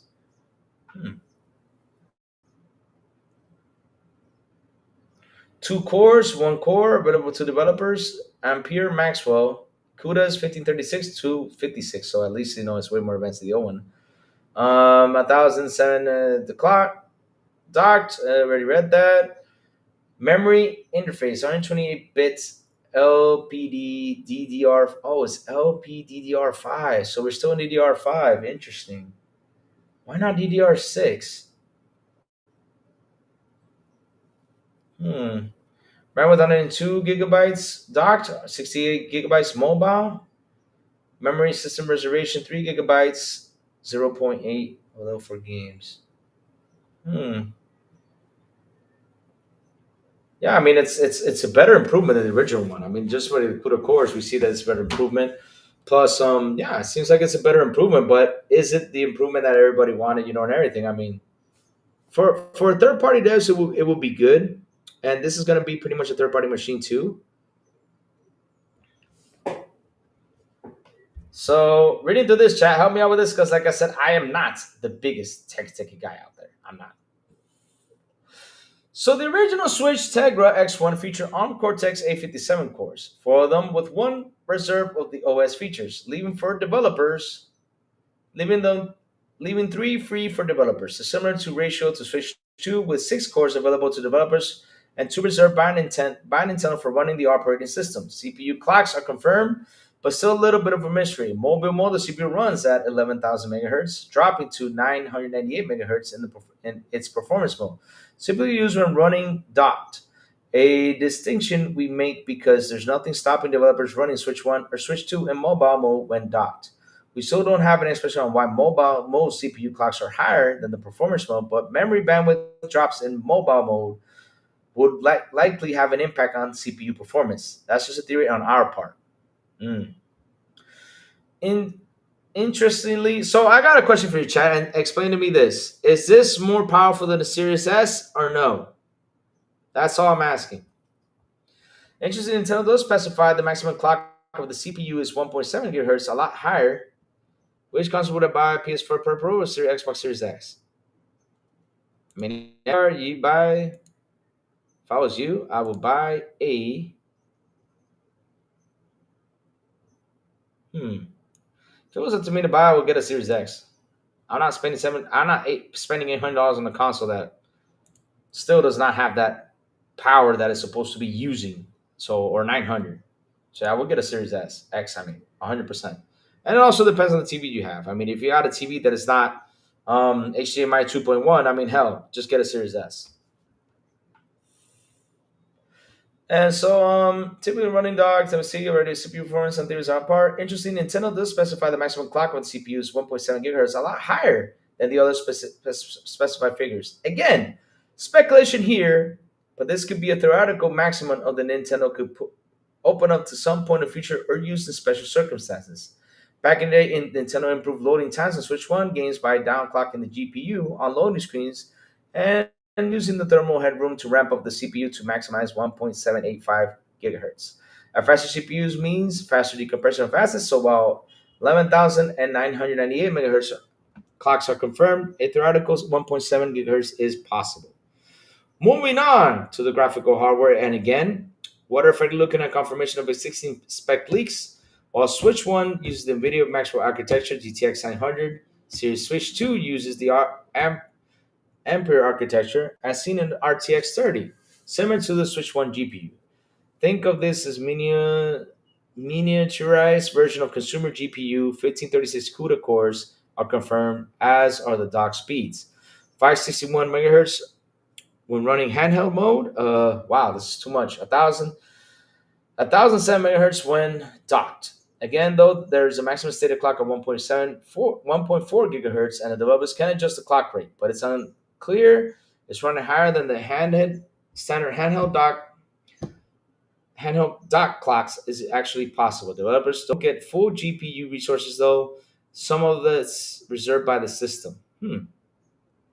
Make no mistake, this is a full Ampere GPU rated for 3.072 teraflops when running in stocked mode, according to Nintendo itself. So by extending down to 1.71 teraflops when running in mobile mode. TLOPS comparisons against oh lord, not Series X much powerful, Series S same hardware. You think so? I mean, if I compare, let's go look at the Series S hardware. Series S hardware.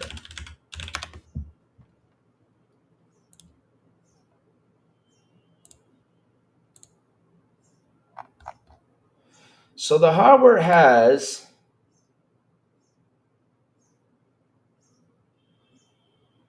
8-core 2 CPU, 3.8 gigahertz. I mean, that's the CPU. The GPU is AMD RDNA 2 GPU, 52 CUs, and 1.85 gigahertz.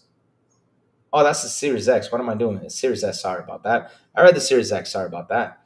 8 cores, Zen 2 CPU, 3.6 gigahertz, 3.4 gigahertz with SNT enabled. AMD 2 GPU with 20 CUs at 156 gigahertz. 4 teraflops.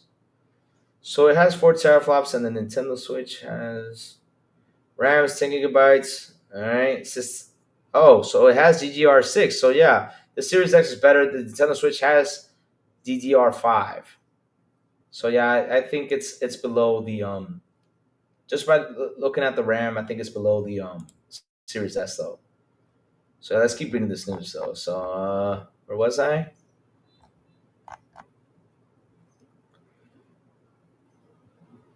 Only part of the story, software automation is another, and you're comparing SSR to DLSS.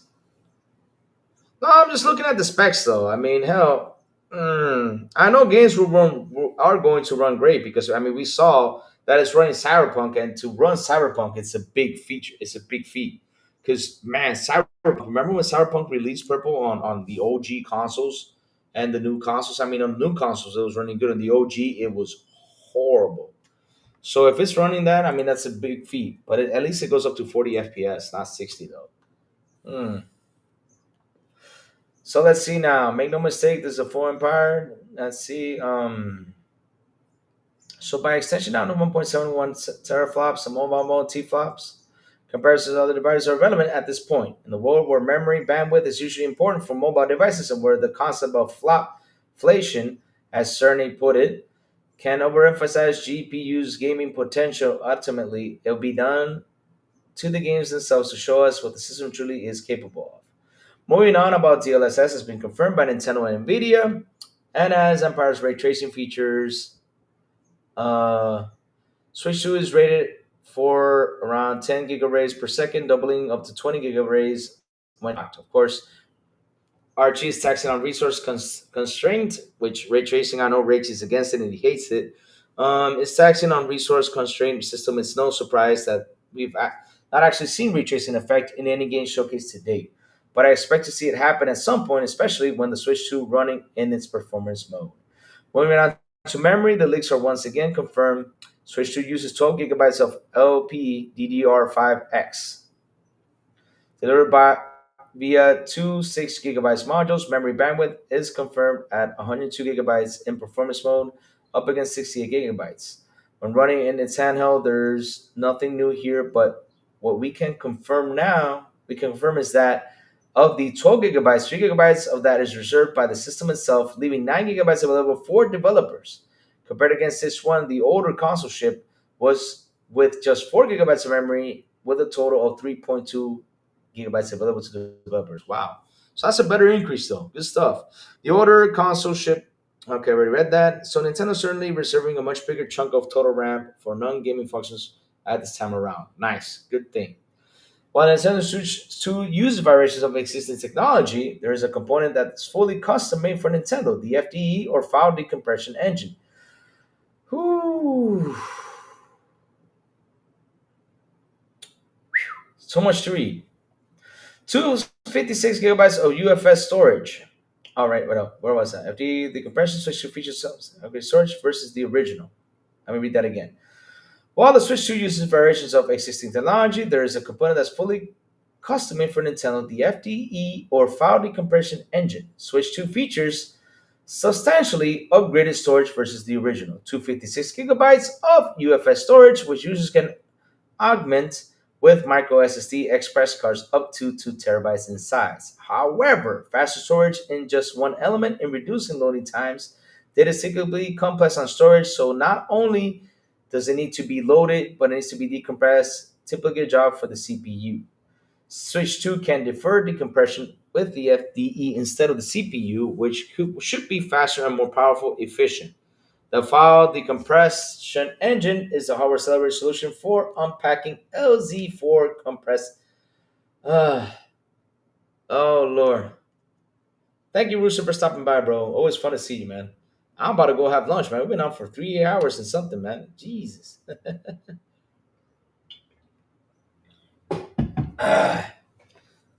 So our celebrate solution for unpacking LZ4 compressed files and all this part of dealing with files within the NSP packages in which games and DLC are delivered.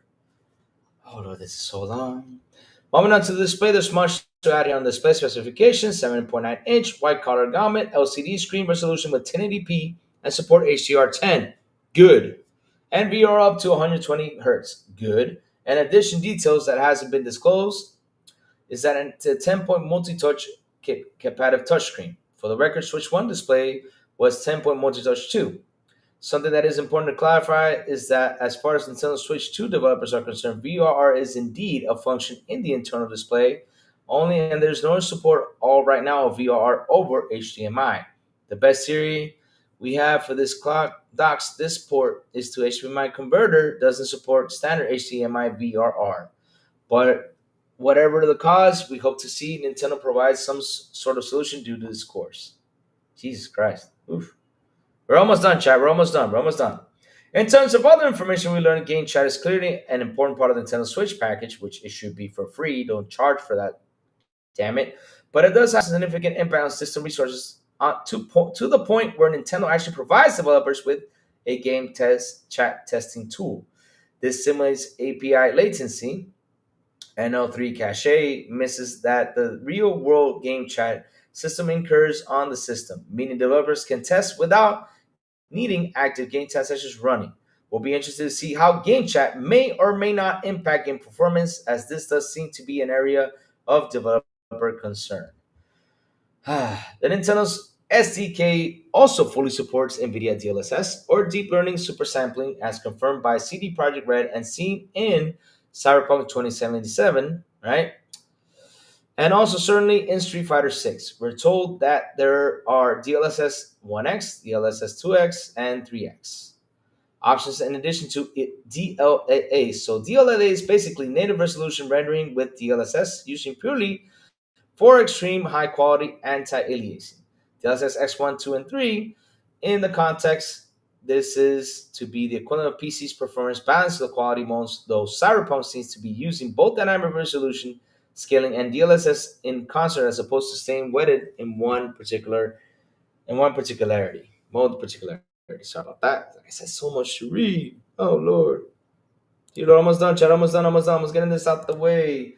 And that ISN, we do know switch to right now in terms of the hardware specification over and above what Nintendo 2 has revealed and the extent to which system reservation eats into the resources available for developers. By any large hardware leaks going all way back to 2021 have proven accurate, which gives you an idea of just how long it takes to get a console to market. But with kits in developer hands and some visibility on the games that have been revealed so far, we can get a better measure of what the system is capable of. Ultimately, though, the game is to the talking, and we're really looking forward to June 5th. So, chat, who is excited for this Nintendo Switch show? Like I said, I am buying mine down the road. I'm not buying mine now. I'm just buying it later. I'll be serious. I'm buying it way later, not now. No, not now. No, I'm buying mine way later when I see a hardware sale. We'll buy it, or when I go to the States and take my Nintendo Switch and see how much they receive before. Because here they will be sold for dirt cheap, and the consoles, it's crazy. It's crazy.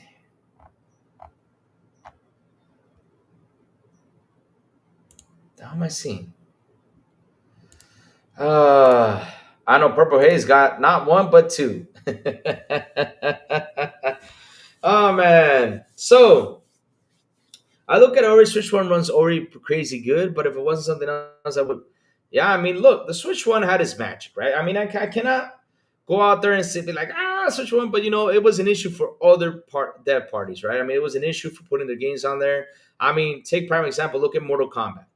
Look at Mortal Kombat, Purple. I mean, Mortal Kombat is a prime example on how it looked on the Nintendo Switch. I mean, hell, no.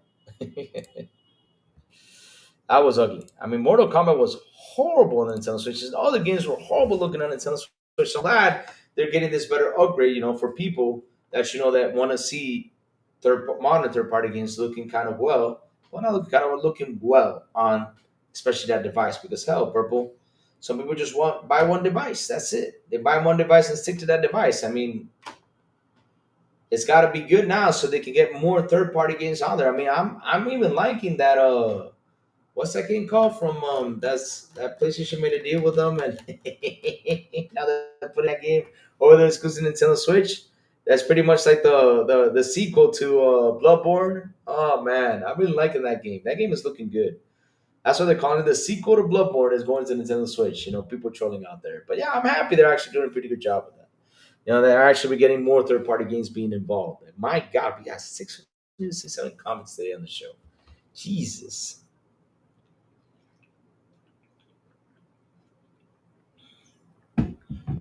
I mean, at the end of the day, if it's better or not, what's important is that it runs the games and that look good.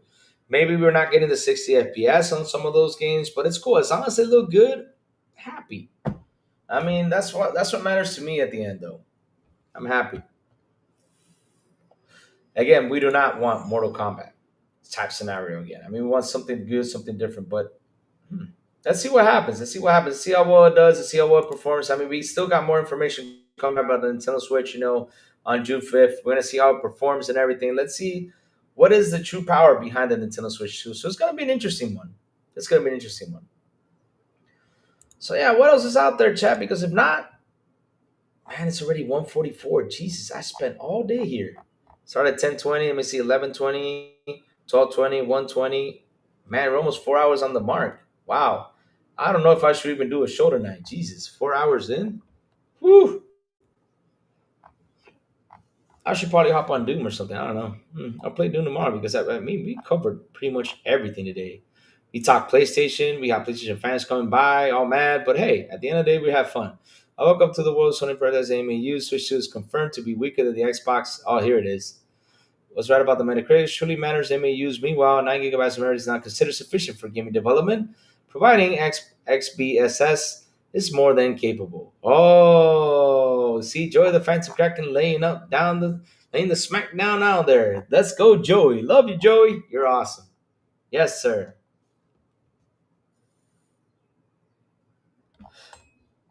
Yes, sir. Yes, sir.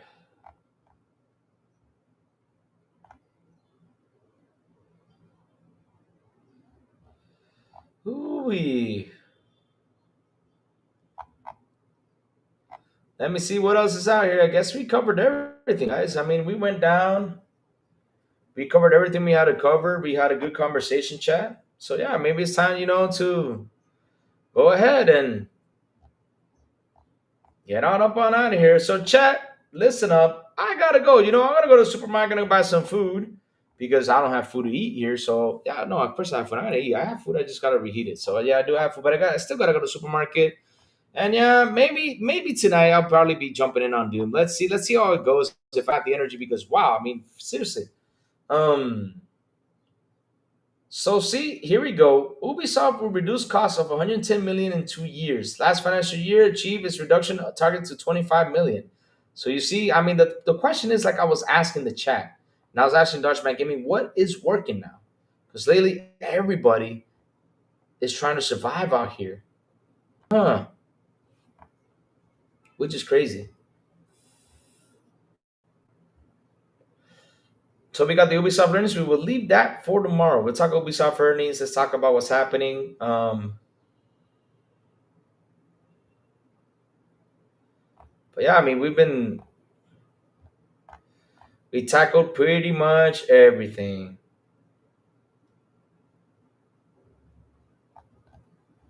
Tackled everything, man. I mean, I'm super happy that is going this route. Super happy they are because at the end of the day, hey, Microsoft took the route and they're making money. Why haven't you guys started to do that? And I really do hope, guys, that PlayStation takes a hint and says, let me start putting my games to other hardware to get that money in. So, chat, like always, before I go, tell me what you've all been playing. Tell me what you've all been playing, chat. Tell me what you've all been playing. Yeah. Tell me what you've all been playing. Tell me what you've all been playing. Let's dance to that. Let's dance to that. Because I know what I've been playing. I went to bed late because I was playing Doom, the Dark Ages. Yes. I guess no go restart? Nah.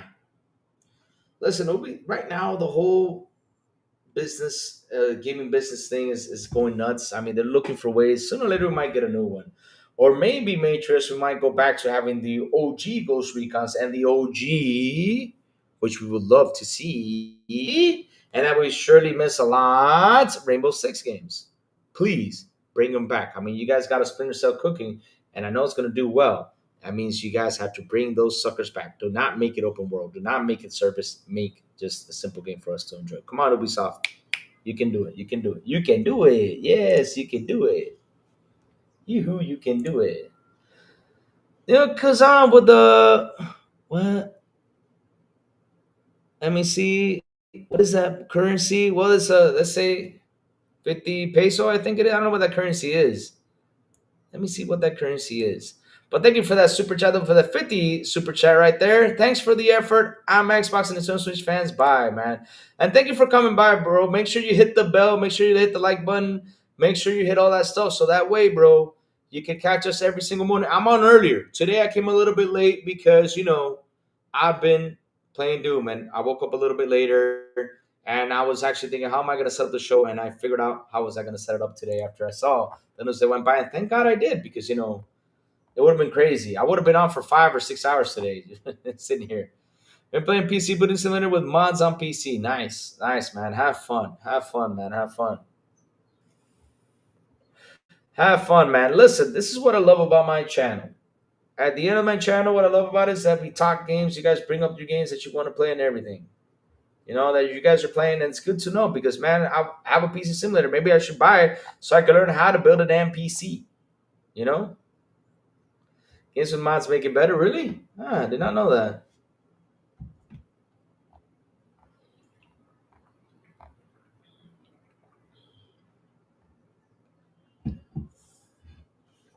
Ah. Oh, man, right now, after I'm done with this, I'm going to go eat and then head out to the supermarket so that way I can have the rest of the day. If I'm going live tonight, I don't know yet, but I think I will, though. I think I will. Let's see. I think I will.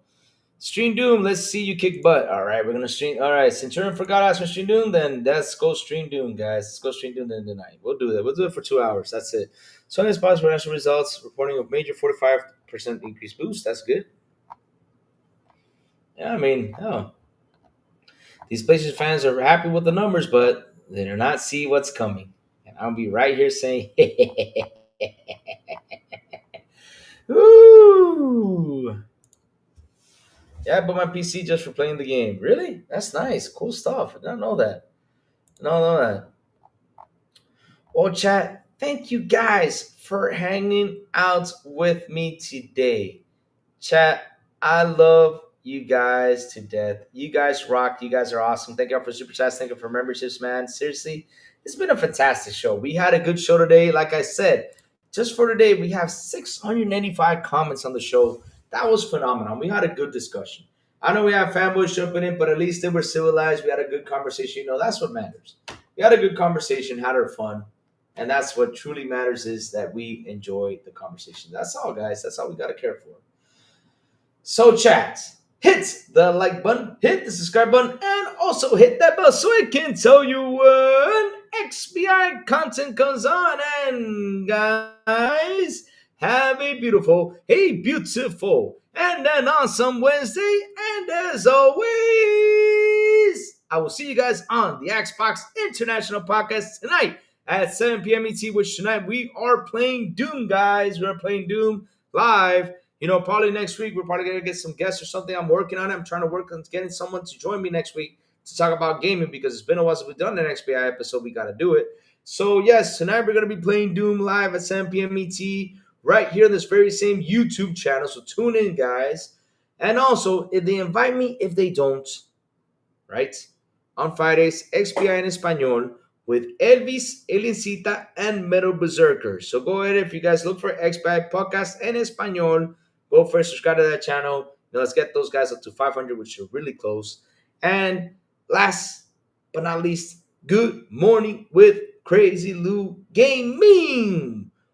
When I send that signal out over there on Twitter, Blue Sky, Discord, and YouTube, and that's why you gotta hit that bell so you can know when the crazy one comes on to talk about what's happening in the gaming news world. Have a beautiful day, you guys, and I'll see you guys tonight on the Xbox International Podcast. Doom, baby. Let's go. Bye, y'all. Have an awesome one.